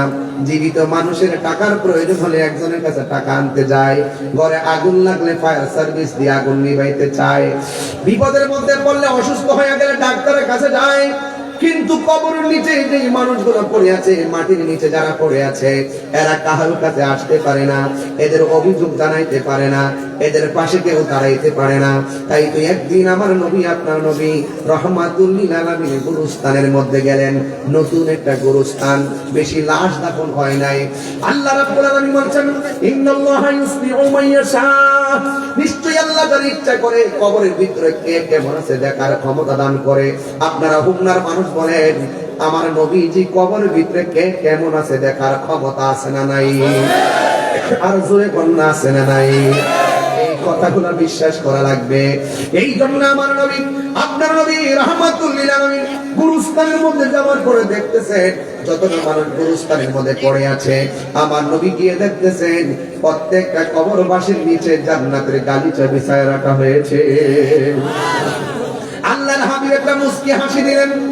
সাহাবায়ে কেরাম জিজ্ঞাসা করেন, ইয়া রাসূলুল্লাহ, ইয়া হাবিবাল্লাহ, নবী হে, আপনি গুরুস্থানের মধ্যে এসেছেন, এসে দেখতেছেন সব গুরুস্থানের মানুষগুলা কবর নিচে পড়ে আছে, আর আপনি কবরের দিকে তাকায়া তাকায়া মুস্কি মুস্কি হাসতেছেন। আমার নবী বলেন, আমি যাহা জানি তোমরা তো জানো না, আমি নবী যাহা দেখি তোমরা তা দেখো না। এই কথা বলার পর পরই আল্লাহর হাবিব আরেকটা কবরের কাছে গিয়েছেন। ওই কবরের কাছে দাঁড়িয়ে নবী দর দর চোখের পানি ছেড়ে ছেড়ে, পানি মুবারক ছেড়ে ছেড়ে কান্না করতেছেন। সাহাবায়ে কেরাম যখন দেখতেন আমার নবী একটু রাগান্বিত, সাহাবারা ভয় পেয়ে যেতেন। আমার নবী একটু কাঁদতেছেন, সাহাবায়ে কেরাম অনেক কষ্ট পাইতেন, কেন যে নবী কাঁদতেছে। এই কথা বলার পরে আল্লাহর হাবিব সাল্লাল্লাহু তাআলা আলাইহি ওয়াসাল্লাম যখন কবরটা দেখে চোখের পানি ফেলে কান্না করতেছেন, ওই মুহূর্তে আমার আল্লাহ রাব্বুল আলামিন হাবিবকে সাহাবায়ে কেরাম জিজ্ঞেস করে, ইয়া রাসূলুল্লাহ, সব কবর দেখে আপনি হেসে দিয়েছেন, আনন্দে আত্মহারা হয়েছেন, কিন্তু ইয়া রাসূলুল্লাহ, এই কবরটা দেখে আপনি কেন চোখের পানি ফেলে কান্না করেছেন? আমার নবী বলে, আমাকে প্রশ্ন করো না, তাড়াতাড়ি তুমি বাজারের মধ্যে যাও, বাজারের মধ্যে গিয়ে এলান করে দাও, এই গুরুস্থানে যার যার লাশ দাফন করা হয়েছে, যে আপনজনদের লাশ দাফন করা হয়েছে, তারা যেন এসে যার যার আপনজনদের কবরে দাঁড়ায় যায়। এবার ইন্দিনিং টাইমে বাজারের মধ্যে ঘোষণা করে দেওয়া হলো, বাজারের মধ্যে বলা হলো, আল্লাহর হাবিব সাল্লাল্লাহু তাআলা আলাইহি ওয়াসাল্লাম বলেছেন, গুরুস্থানের মধ্যে যাওয়ার জন্য আপনার সন্তান কবরে দিয়ে থাকলে আপনি কবরের পাশে যাবেন, নাতি কবরে দিয়ে থাকলে নানাই কবরের পাশে যাবেন, আপনজনরা যার যার কবরের পাশে দাঁড়াবেন। আর সাহাবারা হিসাব মিলাইতেছেন যে আমার নবী যেই কবরের পাশে দাঁড়ায় কান্না করেছেন, আজকে দেখতে চাই এই কবরের পাশে কে এসে দাঁড়ায়। সবাই তাকায় রইছেন, সব মানুষগুলো কবরের পাশে এসে দাঁড়ায় গেছে। আর সাহাবায়ে কেরাম আমার নবী দেখতেছেন, ওই যেই কবরের পাশে দাঁড়ায়া আমার নবী চোখের পানি ফেলে কান্না করেছেন, এই কবরের পাশে কোনো যুবক মানুষ দাঁড়ায় নাই, এই কবরের পাশে কোনো পুরুষ মানুষ দাঁড়ায় নাই। লাঠিটা বর করে করে একটা মহিলা ওই কবর পাশে এসে দাঁড়ায় গেল। বন্ধুরি, ওই কবরের পাশে দাঁড়ায় যাওয়ার পর এবার সাহাবায়ে কেরাম বলতে জাহেরি, না জানে কবরে কি অবস্থা। ওই মুহূর্তে আমার নবী, আপনার নবী রহমাতুল লিল আলামিন ডাক দিয়ে বলে, মা আপনি কে? পানি একটা মা। এবার বলে, কবরের ভিতরে কে? ওই কবরের ভিতরে যে শুয়ে আছে এটা আমার জাদুমণি। কয় তাই নাকি? আপনি জানেননি কবরে আপনার পোলাটা কি অবস্থায় আছে? আরে তাহিরি গাছের মুরিদ হইয়া বাড়ির মধ্যে গরু লইয়া যাইবা বছরে বছরে, তোমার মতন মুরিদ আমার দরকার নাই। মার কষ্ট দিয়া, বাপের কষ্ট দিয়া যাইয়া পীরের বাড়ি যায় গরু লইয়া যাইবা, তোমার মতো মুরিদ দরকার নাই। যে সন্তান মারে কষ্ট দেয়, পিসাবের বাড়িতে যাইয়া পয়রা থাকে, পিসাব বলবে সেমন সাধ্য সাত্তার হুজুর বলবে তোর মতন মুরিদ দরকার নাই, আমিও বলবো দরকার নাই। যেই পিসাব বলবে মা বাপের খেদমত লাগবে না, আমি তোর সব, এটা পিসাব না, এটা হলো সকাল বেলার পেশাব। কথা বলেন ঠিক কিনা? এটা অভিশাপ। কথা বলেন ঠিক কিনা বলেন? এই জন্য যুবক, আমি যেই ওয়াজটা করেছি আমি বলছি আল্লাহর রবের ইবাদতের কথা বলতেছি, আর একটা খেদমতের দিকে দাবিত হয়ে গেছি। এই জন্য আমার যুবকগুলার জন্য আজকে আমার কিছু টপিক আছে, এই জন্য আমি ওয়াজটা করলাম। এবার ওই মুহূর্তে আমার নবী ডাক দিয়ে বলে, মা কবর মধ্যে যে কেমন আছে তুমি জানো নি? মহিলাটা ডাক দিয়ে কই, আল্লাহ ভালো জানেন। আমার নবী ডাক দিয়ে বলে, মা আমি নবী গুরুস্থানের মধ্যে এসেছি, আয়েশা দেখলাম গুরুস্থানের ভিতরে সব মানুষগুলার বড়ির নিচে জান্নাতের গালিচা বিছায় রাখা হয়েছে, তারা আরামে ওই গালিচার মধ্যে ঘুমিয়ে আছে। আর একটা মাত্র কবর দেখলাম, এই কবরটা হলো আপনার সন্তানের কবর। আমি দেখলাম কবরটার নিচে জাহান্নামের আগুনের গালিচা বিছায় রাখছে, অনেক বলে সে কান্না করতেছে। আমার নবী বলেন, কবর আযাব পশু পাখি সব কানের মধ্যে শুনবে, দুইটা সম্প্রদায় কবর আযাব শুনবে না। একটা সম্প্রদায়ের নাম হলো মানুষ, আরেকটা সম্প্রদায়ের নাম হলো জিন। মানুষ এবং জিন কেন শুনবে না? তার কারণ হলো মানুষ এবং জিনের হিসাব হবে হাসরের ময়দানে, গরু ছাগলের হিসাব হবে না। আর মানুষকে কবরের ভয়ঙ্কর আযাবের আওয়াজ শুনতে আল্লাহ দেয় নাই। ওই কবরের মানুষগুলা অনন্তপুরের গুরুস্থান, রাজাকাশীপুরের গুরুস্থান, জয়পুরের গুরুস্থান, খুলনার গুরুস্থান, কুমিল্লার গুরুস্থান। যদি আপনার কান থাকতো, আপনি যদি রাতের বেলা যাইতেন, শিয়াল সামনে ডাকাডাকি করে জঙ্গলের ভিতরে, আপনি তাকে দেখতেন কবরের মানুষগুলো কেমনে কান্নাকাটি করে। কেউ কেউ বলতেছে, বাঁচাও বাঁচাও বাঁচাও, আর পারি না পারি না পারি না, এমন জোরে কান্না। এই কান্নার আওয়াজে অস্থির হয়ে গেছে। মানুষ যদি গুরুস্থানে কান্নার আওয়াজ শুনতো, তাইলে মানুষের কানের পর্দা পাইটা লাশের শাড়ি পরে যেত। এই জন্য মানুষকে আওয়াজ শুনতে দেয় নাই। আল্লাহর হাবিব বলেন, হ্যাঁ মা, আপনার সন্তানটা কবরের ভিতরে কেমন আছে জানেননি? জাহান্নামের বিছানার মধ্যে কাতরাইতেছে। এই কথা মা যখন শুনছে, আপনারা জবান খুলে বলেন, সন্তানের কষ্ট শুনলে মা কি সুখ পায় না কষ্ট পায়? আর যেরকম কি পাই। কিন্তু এখানে চিত্র হলো ভিন্ন। আমার নবী যখন বলছেন, মা আপনার সন্তানটা কবরের ভিতরে অনেক কষ্টে আছে, এই কথাটা বলার পরে মা দুঃখিনী একটা মুচকি হাসি মারলো। যেই মাত্র মুচকি হাসি মারছেন, ওই মুহূর্তে আমার নবী ডাক দিয়ে কই, মা আপনার সন্তান কষ্টে আছে, আপনার সন্তান গুরুস্থানের মধ্যে সবচাইতে নিকৃষ্ট অবস্থায় পড়ে আছে, জাহান্নামের আগুনের মধ্যে পড়তেছে। আপনি কেন কষ্টের কথা শুনেও আপনি মুচকি হাসি দিলেন? ওই মা ডাক দিয়ে বলে, ইয়া রাসূলুল্লাহ, ইয়া হাবিবাল্লাহ, আমার সন্তানটার আমি 10 মাস ধরে পেটের মধ্যে ধরেছি। ওই মুহূর্তে সন্তানটা আমার পেটের মধ্যে লাথি দিত, রাতের বেলা আমার ঘুম ভেঙে যেত, চোখের পানি পালায়া পালায়া কাঁদতাম। যুবক রে, কেন বলতেছি শুনে যাও কথাটা। এই অনন্তপুর, জয়পুর আর রাজা কাশীপুরে 90% ঘরে বুড়া বেটায় আর বুড়া বেটিটা বড় কষ্টে আছে সন্তানের দ্বারা। সন্তানের কাছে কোনো বুঝ পাই না, সন্তানের বউয়ের কাছে কোনো বুঝ পাই না, পাগলের মতো দিন কাটায় রাত কাটাই, এমন সংসার আছে না নাই? এবার রাসূল ডাক দিয়া বলে, মা আপনি কেন হাসলেন? মহিলা ডাক দিল, ইয়া রাসূলুল্লাহ, সন্তানটার পেটের মধ্যে লইয়া আমি দিন কাটাইছি, রাত কাটাইছি, রাতের বেলা সন্তান পেটের মধ্যে লাথি মারছে, আমার ঘুম ভেঙে গেছে, এমন একটা ব্যথা উঠছে, সন্তানের বাবার কাছে আমি কান্নার আওয়াজটা পৌঁছাই নাই। সকালবেলা চোখের পানি বুক ভেসে গেছে, মানুষ দেখলে বড় শরম, মানুষের কাছে আমি সন্তানের কষ্টের কথা বলি কেমনে? আমি আমার চোখের পানিগুলো মুইসা ফলাইয়া হাসি মুখে সকালবেলা উঠেছি। আমার সন্তান পেটের মধ্যে লইয়া আমি যখন খাইতে বসছি, সন্তান পেটের ভিতরে আমার লাথি মারছে, আমার খাবারের প্লেটটা আমি রাখা দিছি। মানুষ আমার জিজ্ঞাসা, খাও না কেন? আমি বলেছি সন্তানের লাথির কথা আমি বলি নাই। আজকে মা একটা দমক দিয়ে পাশের বাড়ি সব দাঁড়ানো মার বিরুদ্ধে বিচার জমাইবার লাইগা খোদাও সহ্য করবে না, আল্লাহও সহ্য করবে না। এমন হাজার কষ্ট তুমি পেটে দেখে মারে দিয়েছ, মা কোনোদিন পৃথিবীর কোন মানুষের কাছে নালিশ করে নাই। কথা বলেন ঠিক কিনা?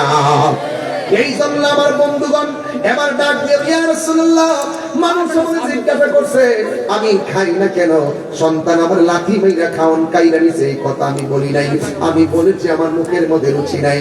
সন্তান ভূমিষ্ঠ করার সময় ঘরের দরজা লাগাইয়া তাই মা সহকারে ঘরে ঢুকছে, আমার সন্তান পেটের মধ্যে আমার লাথি মাইরা মাইরা বারবার আমার বেহুশ করে ফেলাইছে।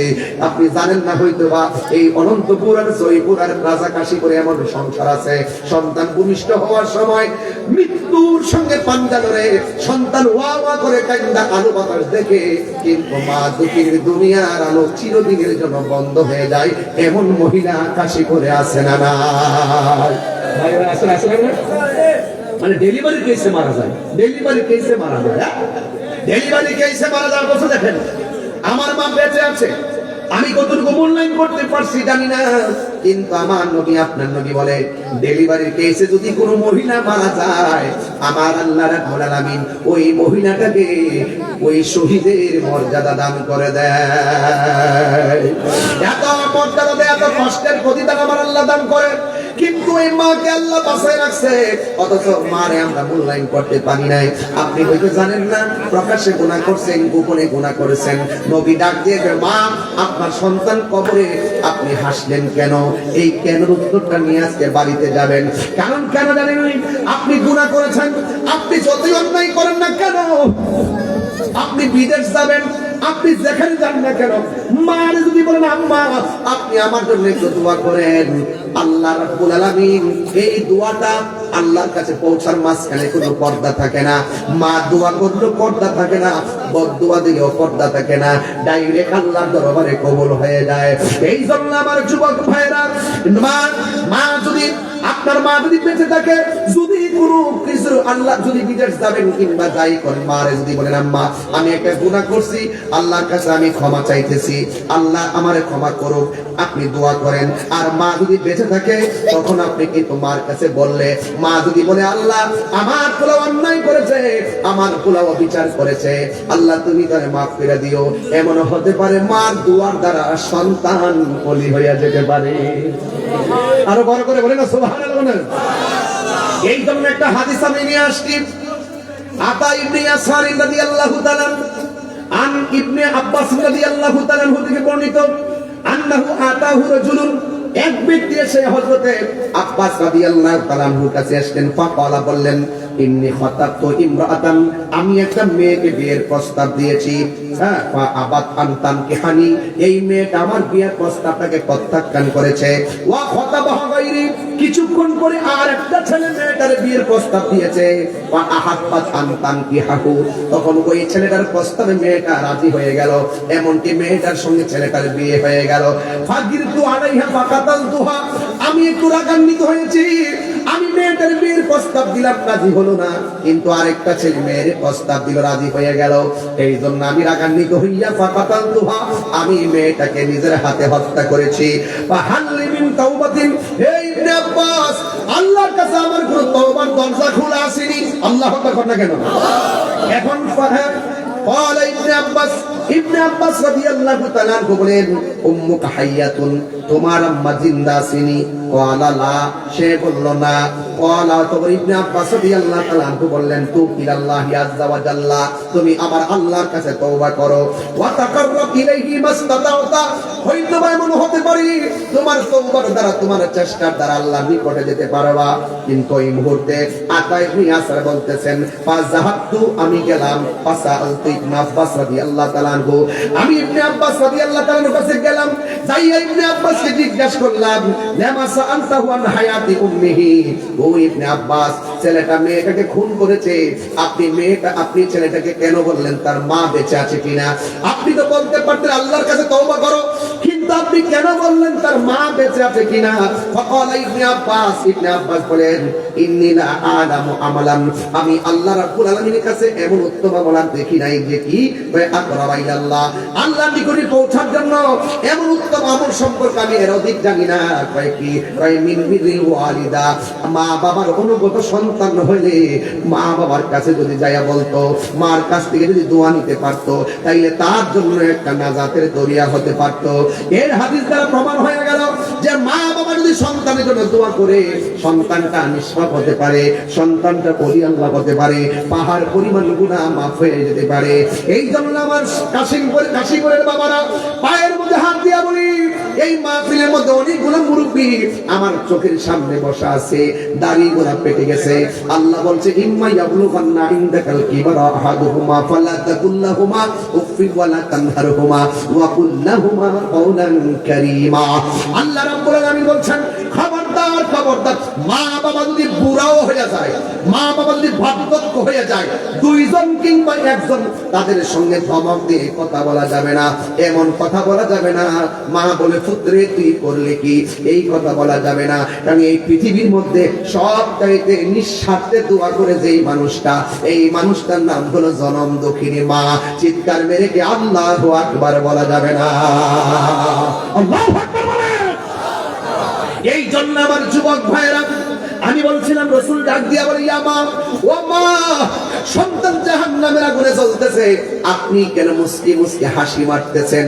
এই পৃথিবীতে সন্তানের জন্য মা বড় দরদি, আপনি কেন হাসি দিলেন?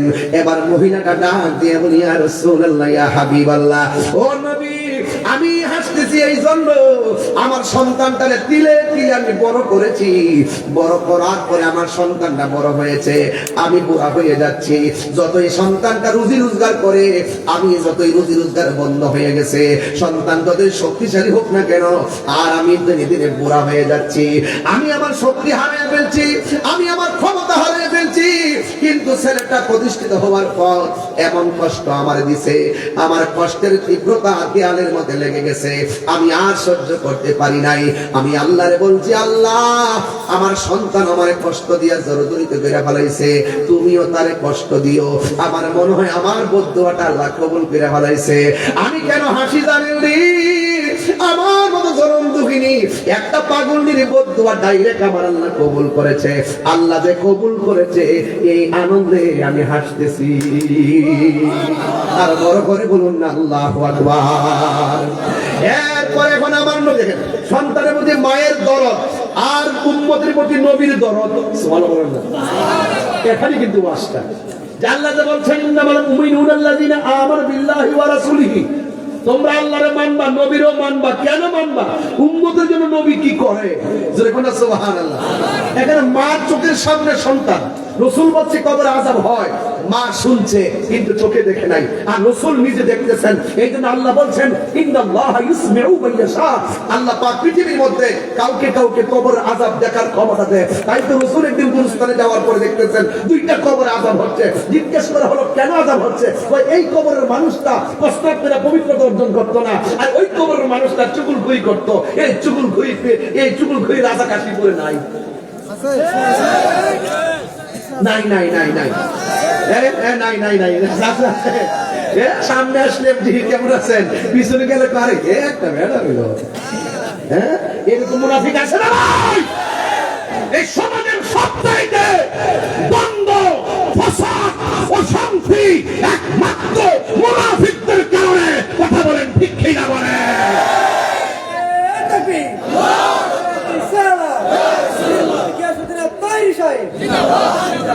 এই মুনাফিকদের শাস্তি সম্পর্কে আল্লাহ বলছেন ইন্নাল মুনাফিকিনা ফি দারকিল আসফালি মিনান নার, মুনাফিকরা জাহান্নামের সর্বনিম্ন স্তরে থাকবে। মুনাফিকদের আলামত হলো তিনটা। এক নম্বর, কথা বললে মিথ্যা বলবে। ওনার কাফর কি উনি জানেন না?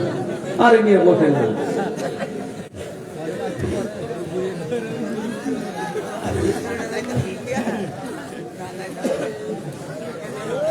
বুঝলে যে আমরা কষ্ট হইতেছে, কষ্ট হচ্ছে।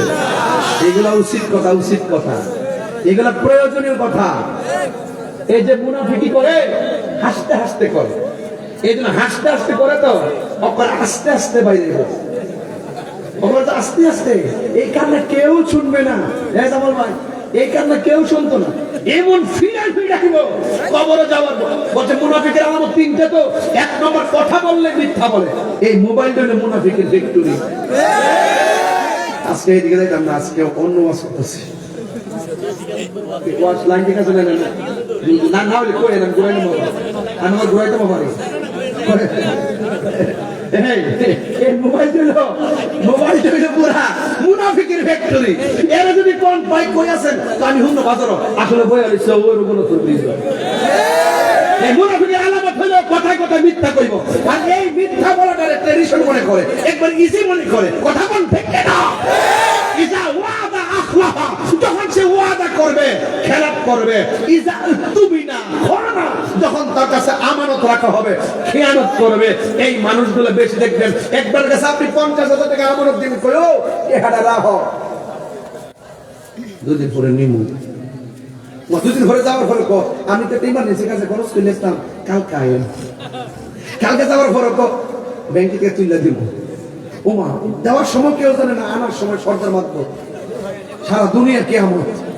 এই জন্য বাবারে ফাট থেকে ওরা ঋণ দিয়ে যদি না সত্যি করে বলেন, আমি এমন ভাবে টাকাটা নিব, মানে দেওয়ার সময় কেউ জানে না, আনতে গেলে মনে হয় আপনার কাছে 1,000 টাকা পায়, এমন নাকি আর কি অধিকার খাড়ায়। কিন্তু খবরদার, আল কাজু মিক রাজুল মুহাব্বাত, ঋণ ভালোবাসার কাছে শুরু, ভালোবাসা শেষ হয়ে যায় ঋণের কারণে। অভাব যখন ঘরে থাকে ভালোবাসা দাঁড়ালা দিয়ে পালিয়ে যায়। এটাই সত্য, এটাই সত্য।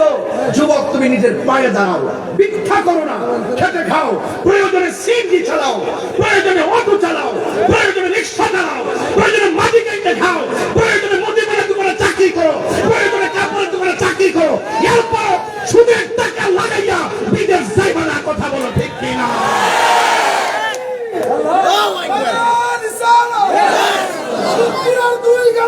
ঠিক আছে, আপনি সুদের টাকা লাগিয়ে দেবেন, টাকা দিতে পারতেছে, ওই দিকটা আপনি বিদেশ থেকে চাকরিও পান নাই, বেতনও নাই, চাকরিও নাই, সুদও পারতেছে। এবার মাও ডিপ্রেশনে, বাপও ডিপ্রেশনে, আর হেডও ডিপ্রেশনে, বাড়ির থেকে চাপ দিয়া তো কিনা করো, চাকরি তো নাই, লাস্টে পারিবারিক চাপে ওই ছেলেটা বিদেশে আত্মহত্যা করে। এমন রেকর্ড আছে না?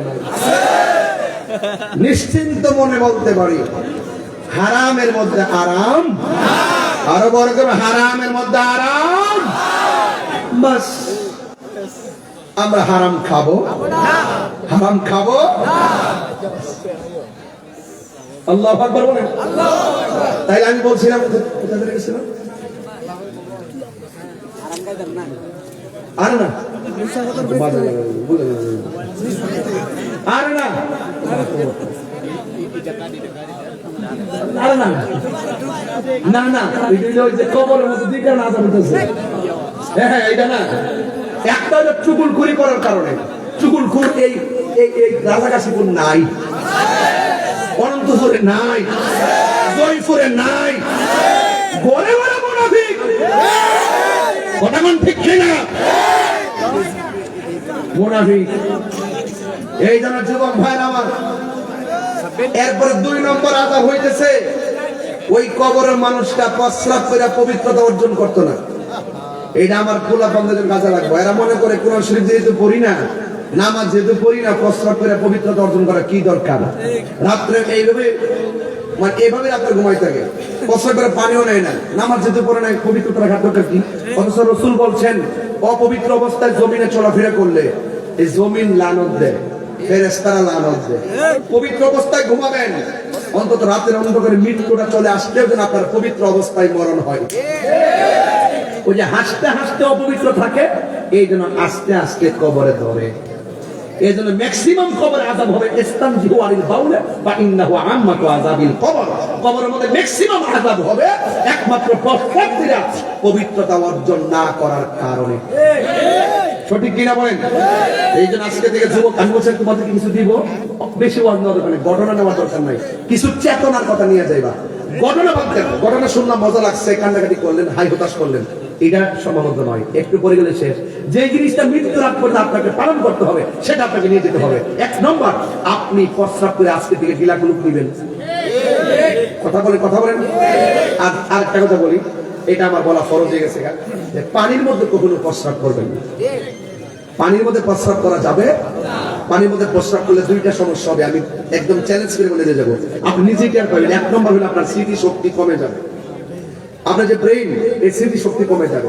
দেখেন না, ইদানিং অনেক পোলাপান লেখাপড়া করে, এরা আমাদের সাথে, আমাদের আরেক কাছে নেই, এরা বীজগণিত বোঝে না, পাটিগণিত বোঝে না, জ্যামিতি কেমনি কি করতে হবে, সিনাম সিনি করে কিচ্ছু বোঝে না। কিন্তু ওই যে পাস করতেছে, ঢাকাইতেছে, কি করবো, অনেক শিক্ষক হইতে বোঝে না, লিখতে পারলে ভাগ দিয়ে দেয়, সব শেষ। এগুলা চলবে না, প্রহসন নয়, লেখাপড়া করতে হবে। এই যে আপনারা আমার লেখাপড়া করছেন, কত এখনো মনে আছে পড়াশোনা গুলা, বেসিক নলেজটাই যদি ধারণ করতে না পারেন, তাহলে আপনি এই টেকনোলজি দিয়ে করবেন কি? কথা বলে ঠিক কিনা? ছেলে তোমাকে অনেক বড় হতে হবে, আজকে থেকে ওয়াদা করেন, আমরা কি পানির মধ্যে প্রস্রাব করবো? এই বড় করে প্রস্রাব করবো? তাহলে আমার কোন জিনিস নেবেন, 1 নম্বর, মুনাফিকি করবেন না। আমি তাহিরেদের সবার কাছে ভালো লাগবে বেশি এরকম না, কিন্তু আপনার কত হলে জানে ওনারটা উনি করুন, আমারটা আমি করি। আমি ওনার বিরুদ্ধে যতক্ষণ বলবো ততক্ষণ আমি আল্লাহর জিকির করবো। কেউ কাহার বিরুদ্ধে বলার দরকার নাই, মাইনাস নয়, ম্যানেজ চাই, দেশটাকে সুন্দর করে সাজাতে চাই। কথা কোন ঠিক না বেটি? মিলেমিশে। এবার নবী জিজ্ঞাসা করে, মা আপনি হাসলেন কেন? আমার আল্লাহ যে আমার ডাকটা কবুল করছে, এই জন্য আমি আনন্দে হাসতেছি। আমার মতন একটা পাগলনির অবাগীর দোয়া আর বন্ধু আল্লাহ কবুল করছে, এই জন্য আমি হাসতেছি। এখন দেখেন, মহিলা হাসলেও নবী তো উম্মতের জন্য দেওয়া না, চোখে জেগে তো দেখতে হবে আযাব হইতেছে।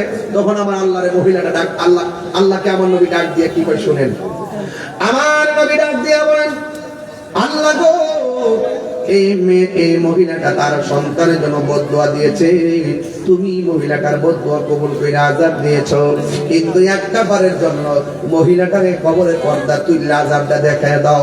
আমার নবীর মতন মুস্তাজিবুদ দাওয়া এই পৃথিবীর কেউ নাই রে বাবা। নবী যদি বলে দাও, আল্লাহ দিয়ে দিবে। নবী যদি বলে আল্লাহ ধ্বংস করে দাও, ধ্বংস করে দিবে।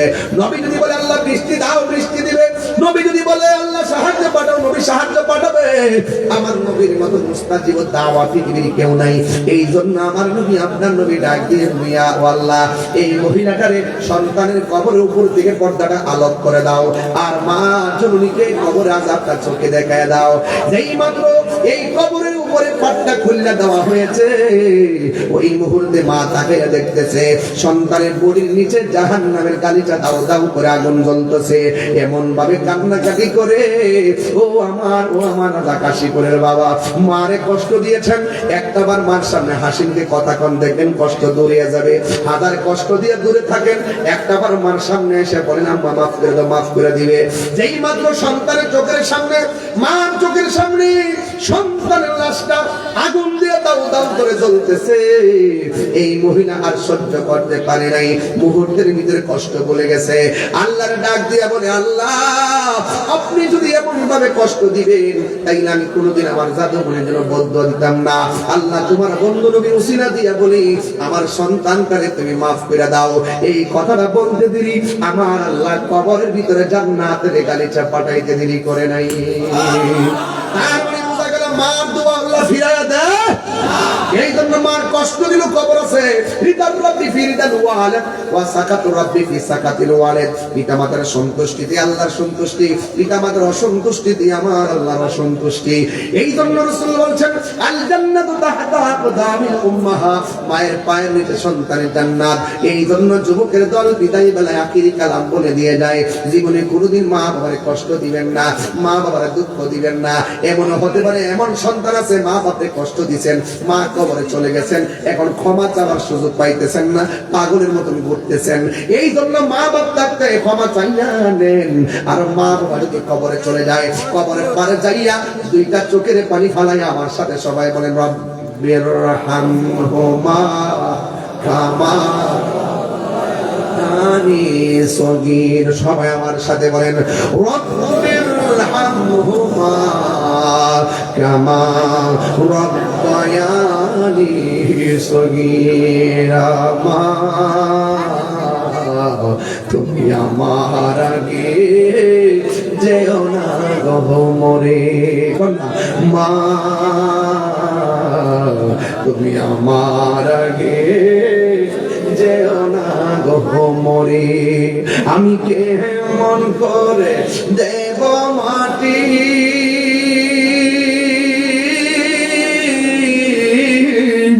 আমি কেমন করে দেব মাটি তোমারি কবরে। মা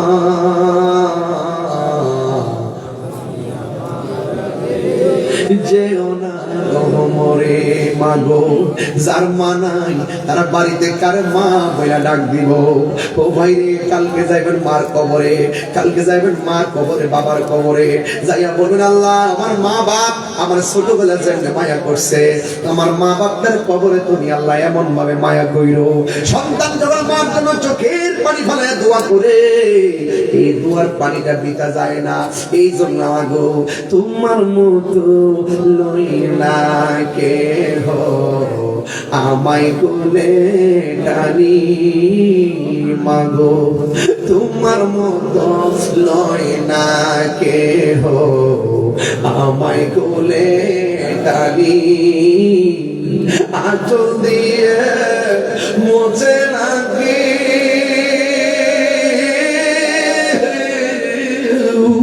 আঁচল দিয়ে মোছে না কেউ আমার চোখে পানি হায়রে মা জননী আমার হায়রে মা জননী সবাই বল হায়রে মা জননী আমার হায়রে মা বাবা গো বাবা বাবা গো বাবা বাবা তুমি কেমন আছো ছোট মাটির ঘরে তোমার কথারি দই মাঝে পড়ছে বারে বারে বাবা গো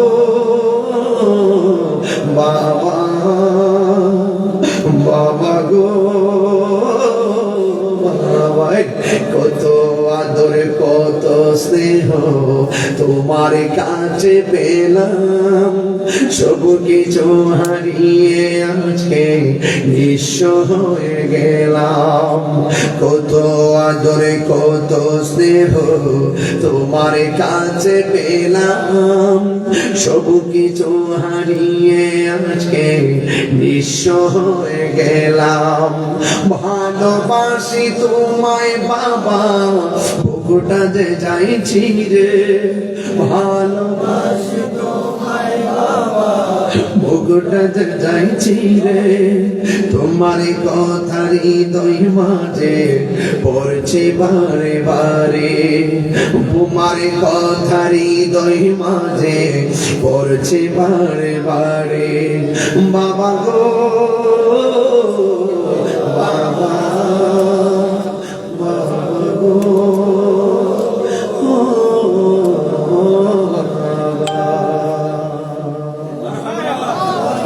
আল্লাহ আপনি পৃথিবীর সকল মা বাপদেরকে জান্নাতবাসী করেন আল্লাহ যারা মা বাপকে কষ্ট দিছি আল্লাহ আপনি আমাদেরকে মাফ করে দেন আল্লাহ যারা মা বাপ বেঁচে আছে তাদেরকে হায়াত বাড়ায় দেন এই যুবক একটু পায়ে ধরে বলে দিয়ে যাই আমার কথা কি কষ্ট পেয়েছেন আজকে ওয়াজ করেছি দুইটা বিষয় একটা হলো ইবাদত আর একটা হলো খেদমত একটা ইবাদত আর একটা খেদমত আবার যদি কখনো আসি আপনার সামনে দুইটা বিষয় ওয়াজ করব একটা সোহবত একটা মহব্বত একটা সোহবত একটা মহব্বত আজকের ওয়াজের বিষয় দুইটা একটা ইবাদত একটা মহব্বত জবান খুলে বলুন ইবাদত পাওয়ার মালিক কে আর জোরে চেষ্টা পাওয়ার মালিক কে খবরদার রাসূল বলছেন হাদিসটা বইলা দিয়ে যাই আর একটু সুবিধা হবে আরেকটা হাদিস আমার কাছে আছে একটা ছেলে খাবার সময় ঘরে খাবারের সময় আমাকে বলতেছে হুজুর মা বাপের একটু কথা বলেন একদম ছোট করে আমি শুধু ওর কথা মনে হয়েছে ঠিক আমি কথা এই ওয়াজটা তুলছি না ও কষ্ট হবে একটা ছেলের মন যদি দাগ কাটে একটা ছেলে একটা ফ্যামিলির মন যদি দাগ কাটবে কথা কোন ঠিক কিনা এটা বিহি قال حدثنا مسدد قال حدثنا بشر بن فضل قال حدثنا جريري عن عبد الرحمن بن ابي بكر عن ابيه قال قال رسول الله صلى الله عليه وسلم الا انبئكم باكبر الكبائر ثلاثا قالوا بلى يا رسول الله রাসূল বলেন আমি কি তোমাদেরকে কবিরা গুনাহের মধ্যে সবচেয়ে বড় বড় তিনটা কবিরা গুনাহ সম্পর্কে অবগত করব না قالوا بلى হে ইয়া রাসূলুল্লাহ অবশ্যই কবিরা গুনাহের মধ্যে সবচেয়ে বড় তিনটা কবিরা গুনাহ কি এক নম্বর আল ইশরাকু বিল্লাহ আল্লাহর সঙ্গে শরীক করা যাবে না, ওয়া হুকুকুল ওয়ালিদাইন, মা বাবার সঙ্গে অবাধ্যাচরণ করা যাবে। বাস আমার আয়াত আর হাদিস মিলে গেছে না? আল্লাহ যেন কবুল করে বলুন আমিন। এই যুবকদেরকে আমি বলছি, আজকে থেকে ওয়াদা করেন, আমরা বাপ মাকে কখনো কষ্ট দিব না। এই বড় করে কষ্ট দিব না। ওই বাপ মা রুহের মাগফিরাত কামনায় একটা প্রেমিক দাঁড়াই যাবেন এখন। হুজুর আমাকে বলছিল, আরে মোহাম্মদ হাবিবুর রহমান আমার খুব অনুজ, খুব ভালো স্টুডেন্ট, রঘুনাথপুর ফাজিল মাদ্রাসা সেই প্রবাসী সহকারী শিক্ষক হিসেবে আছে। আমার ছোট বয়সে তার খুব সক্ষতা, হৃদ্যতা, আন্তরিকতা, একই সাথে ক্লাসমেট হিসেবে একই রুমে ছিল দীর্ঘ কয় বছর, 12 বছর। তো সেই দৃষ্টিকোণ থেকে আমার অত্যন্ত কলিজার টুকরা হাবিব, তার অত্যন্ত অনুরোধে কিন্তু আমি একদম সিঙ্গেল মাহফিল, দিনের কোথাও মাহফিল করিনি, রাত্রে কোথাও মাহফিল করিনি। আজকে স্পেশালি 1 ঘন্টা আগে আসছি, একটু সময় দিয়েছি, আবার স্টেজে বসে 45 মিনিট সময় দিলাম, এখন ওয়াজ আবার 1.5 ঘন্টা সময় দিলাম। আলহামদুলিল্লাহ বলে সবকিছু মিলে আমাদের অনারেবল গেস্টগুলোকে আমি পেয়েছি এবং আপনাদের মতন একদম ক্লিন ইমেজের মানুষগুলো পেয়েছি যারা ওয়াজগুলো বোঝার চেষ্টা করেছেন। এটা অত্যন্ত আমার জন্য অনুপ্রেরণার বিষয়। তবে একটি কথা বলি, এই মাহফিলটা আগামী বছর হোক, আপনারা চান কি চান না? আমার হাবিব বলছিলেন যে হুজুর একটা দাওয়াত, ইস্তেমার দাওয়াত আগামী ডিসেম্বরের 19, 20, 21 ডিসেম্বর দাওয়াত ইসলামের পক্ষ থেকে 3 দিনের সুন্নাতে ভরা ইজতিমা ঢাকা এয়ারপোর্ট সংলগ্ন আশিয়ান সিটিতে। ইনশাআল্লাহ আপনারা সবাই যাবেন 19, 20 এবং 21 ডিসেম্বর 3 দিন ব্যাপী। আল্লাহ সকলকে যাওয়ার তৌফিক দান করুক, আমিন করুন। একটা লোক উঠবেন না প্লিজ, দোয়া করে যাবেন, ঠিক আছে তো? একটা লোক হাত তুলে বলেন, হুজুর এই প্যান্ডেলটা কত লাগছে বলো তো? 40 কি মাইক ঠিক সহকারে? শুধু প্যান্ডেলটা, মহিলা প্যান্ডেল আর পুরুষ প্যান্ডেল মিলে গেছে 40,000 টাকা টোটালি। তো এই 40,000 টাকা আমি এখন তুলতে চাই। আমাকে শুরুতেই বলছিলেন, আমি অনেক আগে বলতাম কিন্তু ফিনিশিং না দিয়ে বলা যায় না। এরপর ওয়াজের একটা বিষয়বস্তু ক্লিয়ার না হলে মানুষের মন্দ বলে, মানুষের বুঝতে অসুবিধা হয়। একটা লোক বলেন, হুজুর আমি এই প্যান্ডেল বাবদ তো মোট 40,000 টাকা লাগে, আগামী বছর মাহফিলের জন্য আমি 20,000 টাকা দিব, এমন একটা প্রেমিক হাত তুলবেন। হুজুর আমি 20,000 টাকা দিয়ে আমি বিদেশ থেকে আসছি, অথবা আল্লাহ আমাকে তৌফিক দিয়েছেন এমন একটা amazing figure and fighter stand up. দাঁড়ান দেখি, একটা স্পেশাল একটা ব্যক্তি যুবকদের মধ্যে দাঁড়ান, একটা লোক দাঁড়ান, হুজুর আমি 20,000 টাকা দিব, এমন কে আছেন এই মাহফিলে 20,000 দিবেন? হাত তুলবেন।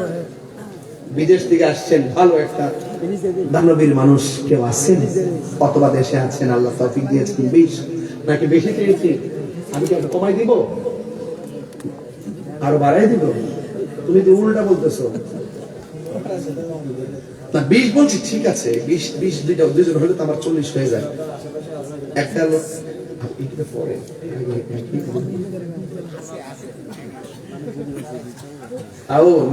আমরা নেতারা ধরো না, এরা সারাদিনের দেওয়ানি লাগে, যে আমার যে দেওয়ানি লাগে, বুঝলি? খালি দৈরো না, টেকনিক ঠেলা দিয়ে একখানে দিল না, সবখানে তো অসুস্থ মাথা মাজরে গণ না। আমার মনে হচ্ছে আমি একটু বেশি চেয়েছি, এতক্ষণ আমি কিছু পেয়ে যেতাম। একটা লোক বলে, হুজুর আমি মোট 4 জন লোক চাই। 4 জন কয়জন? দেখেন সাইলের একটা হিসাব মিলাই, কোরআন, হাদিস, ইজমা, কিয়াস, শরীয়ত, তরিকত, হাকিকত, মারফত, আরশ, কুরসি, লৌহ, কলম, হানাফি, শাফি, মালিকি, হাম্বলি। সাইলের মধ্যে কিন্তু একটা খেলা আছে। এই সাইলের মধ্যে 4 জন লোক চাই। বিসমিল্লাহ। 1 নম্বর আবু বকর, ওমর, উসমান, আলী। এই আবু বকর সিদ্দিক রাদিয়াল্লাহু তাআলা মহব্বত, আল্লাহ পাকের নিয়ামতের আশায় একটা লোক বলেন, হুজুর আমি দিব 10,000 টাকা। এইভাবে যে চাইতাম না, অনেক আগে হয়ে যাবে। মিলছে নি কম দাদা, এই যে এখানে একজন মিলছে, আর এখানে একজন মিলছে, তাহলে আমি 20,000 টাকা চাইলে লস করছিলাম। তোমরা এটা বলতো না হাবিব, এই আপনি উনারটা লইলে। বাবা আপনার নাম কি? আব্দুর রহিম। চিনেননি?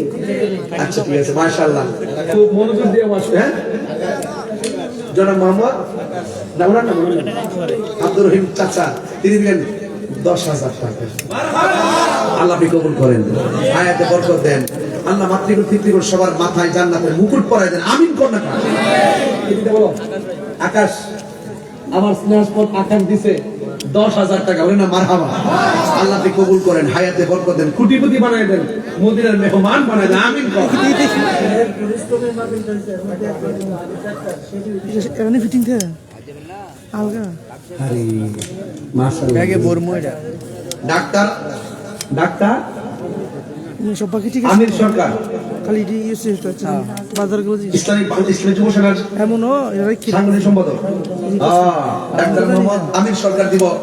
এই কমিটিদের যার ঘরে খাবার খাইছি এই মাহফিলের একটা অনবদ্য উদ্যোক্তা তিনি দিয়েছেন 20,000 টাকা। মারহাবা, নারে তাকবীর, নারে রিসালাত। এই ছেলে এই তুমি কি এনে কি তামসা পাইছো? আর চুলগুলো কেমনে কাটে? এই খেতে লাইন বানাইছো? আর আর কাটিং বেশ দাদা আমার সামনে পুলিশ রাস্তা দেখবে, আগুন লাগাই দিয়ে যাবো আজকে।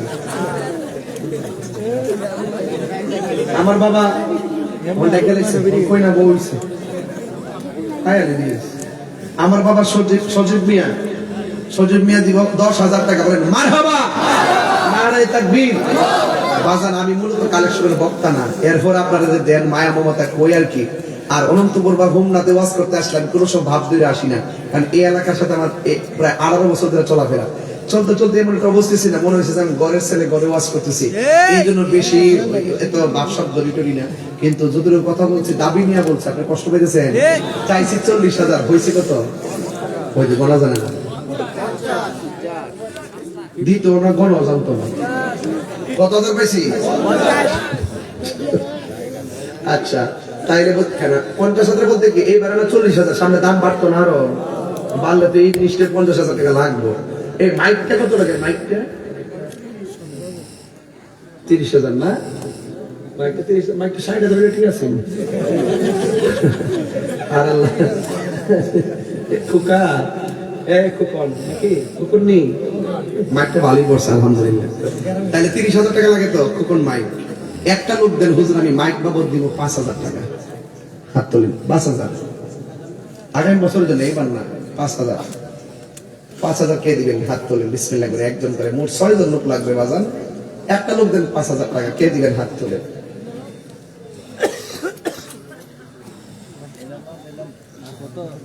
50 তো হয়ে গেছে। আরেকজন দেন হুজুর আমি 5,000 টাকা নেব। 5,000 দেওয়ার মধ্যে কেউ আছে? আকাশ দেওয়া আছে না, সমস্ত আছে। আরেকজন দেন 5,000। আপনি দিবেন? নাম কি? মোহাম্মদ নাজিবউদ্দিন মোল্লা, রাজাপুর দক্ষিণপাড়া মসজিদের ইমাম সাহেব। মাশাআল্লাহ, আল্লাহ দীর্ঘ বছর আশিক রাসূল। আল্লাহ নাজিবউদ্দিন মোল্লা আমার আব্বার নামে। আমার আব্বা 39 বছর এক মসজিদের ইমামতির দায়িত্ব পালন করছে, 1 টাকা বেতন নাই। মারহাবা, জোরে বলেন আল্লাহ। আপনি নাজিবউদ্দিন মোল্লা সাহেব, হ্যাঁ এমন হয় দেখছেন নিও, এই জন্য এই নামে মানুষগুলো বহুত সম্মান পায়। বলেন মারহাবা। আল্লাহ নাজিবউদ্দিন হুজুরের দানকে আপনি কবুল করেন, হায়াতে বরকত দেন, জোরে বলেন আমিন। মা বোন রাইছে না? মাশাআল্লাহ, মাশাআল্লাহ। একটা কাগজ দিয়ে যান, যাই আমার কথা বলবেন যে তাহির হুজুর বলছে যে আগামী বছর মাহফিলের জন্য আপনারা মহিলাদের পক্ষ থেকে 5 জন দিবেন 20,000 করে, আর 40 জন দিবেন 5,000 করে। যাই লিখে নিয়ে হেরা জোরে এত সুন্দর পরিবেশ করে দিচ্ছি, পেঁয়া দিত না, এটা কেমন এটা ওই নাকি? রাজাপুরের মোস্তফা 5,000 টাকা। বলেন মারহাবা। আল্লাহ আপনি কবুল করেন, হায়াতে বরকত দেন, জোরে বলুন আমিন। বাবা জান কত হয়েছে? 10। আর লাগে 20,000 মাইক বাবন। আরেকজন দেন 5,000। এই সুযোগ পাবেন না তো, মা বাপের জন্য দিয়া যান। কি করবেন? দিয়া যান। নাম কি? ধনমিয়া সাহেব, তিনি দিলেন 5,000 টাকা। বলেন মারহাবা। আল্লাহ আপনি কবুল করেন, হায়াতে বরকত দেন, আমিন বলেন। আর মাত্র 15,000 টাকা। দেখেন এটাও হয়ে যাবে, কিন্তু না দিতে পারলে ঠকে যাবে। দেন 5,000।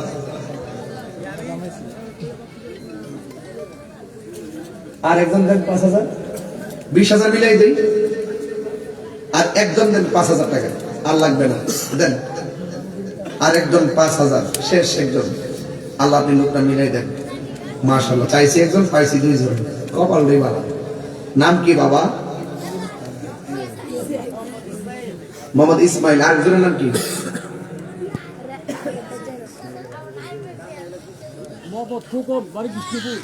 মাহমুদ খুকর। কে চিনেন না তারে? চিনেন নি? না চিনলে মোবাইল নাম্বার রেখে দেন, দরকার সময় দিব। দিয়েছে নাম্বারটা বাবা দিকে। আচ্ছা ঠিক আছে। মৃত মা বাবার জন্য দোয়া চাইছি। আল্লাহ, ওর নামটা কি? খোকন। আল্লাহ মোহাম্মদ খোকন, তার আব্বা আম্মা দুনিয়াতে নাই, আল্লাহ তার আব্বা আম্মার কবরটাকে জান্নাত বানিয়ে দাও। ইসমাইল দিছে 5,000 টাকা, আল্লাহ আপনি কবুল করেন। দান করেছেন যত, নাম ধরে বলবো কত, আল্লাহ আপনি এদেরকে, আল্লাহ এদের মুর্দা কলবদারে জিন্দা বানিয়ে দেন, সিনাটারে মদিনাওয়ালার আয়না বানিয়ে দেন, কোটিপতি বানিয়ে দেন। বছরে বছরে যেন মদিনায় যায় নবীর সালাম দিতে পারে। জবানটা খুলে বলুন আমিন।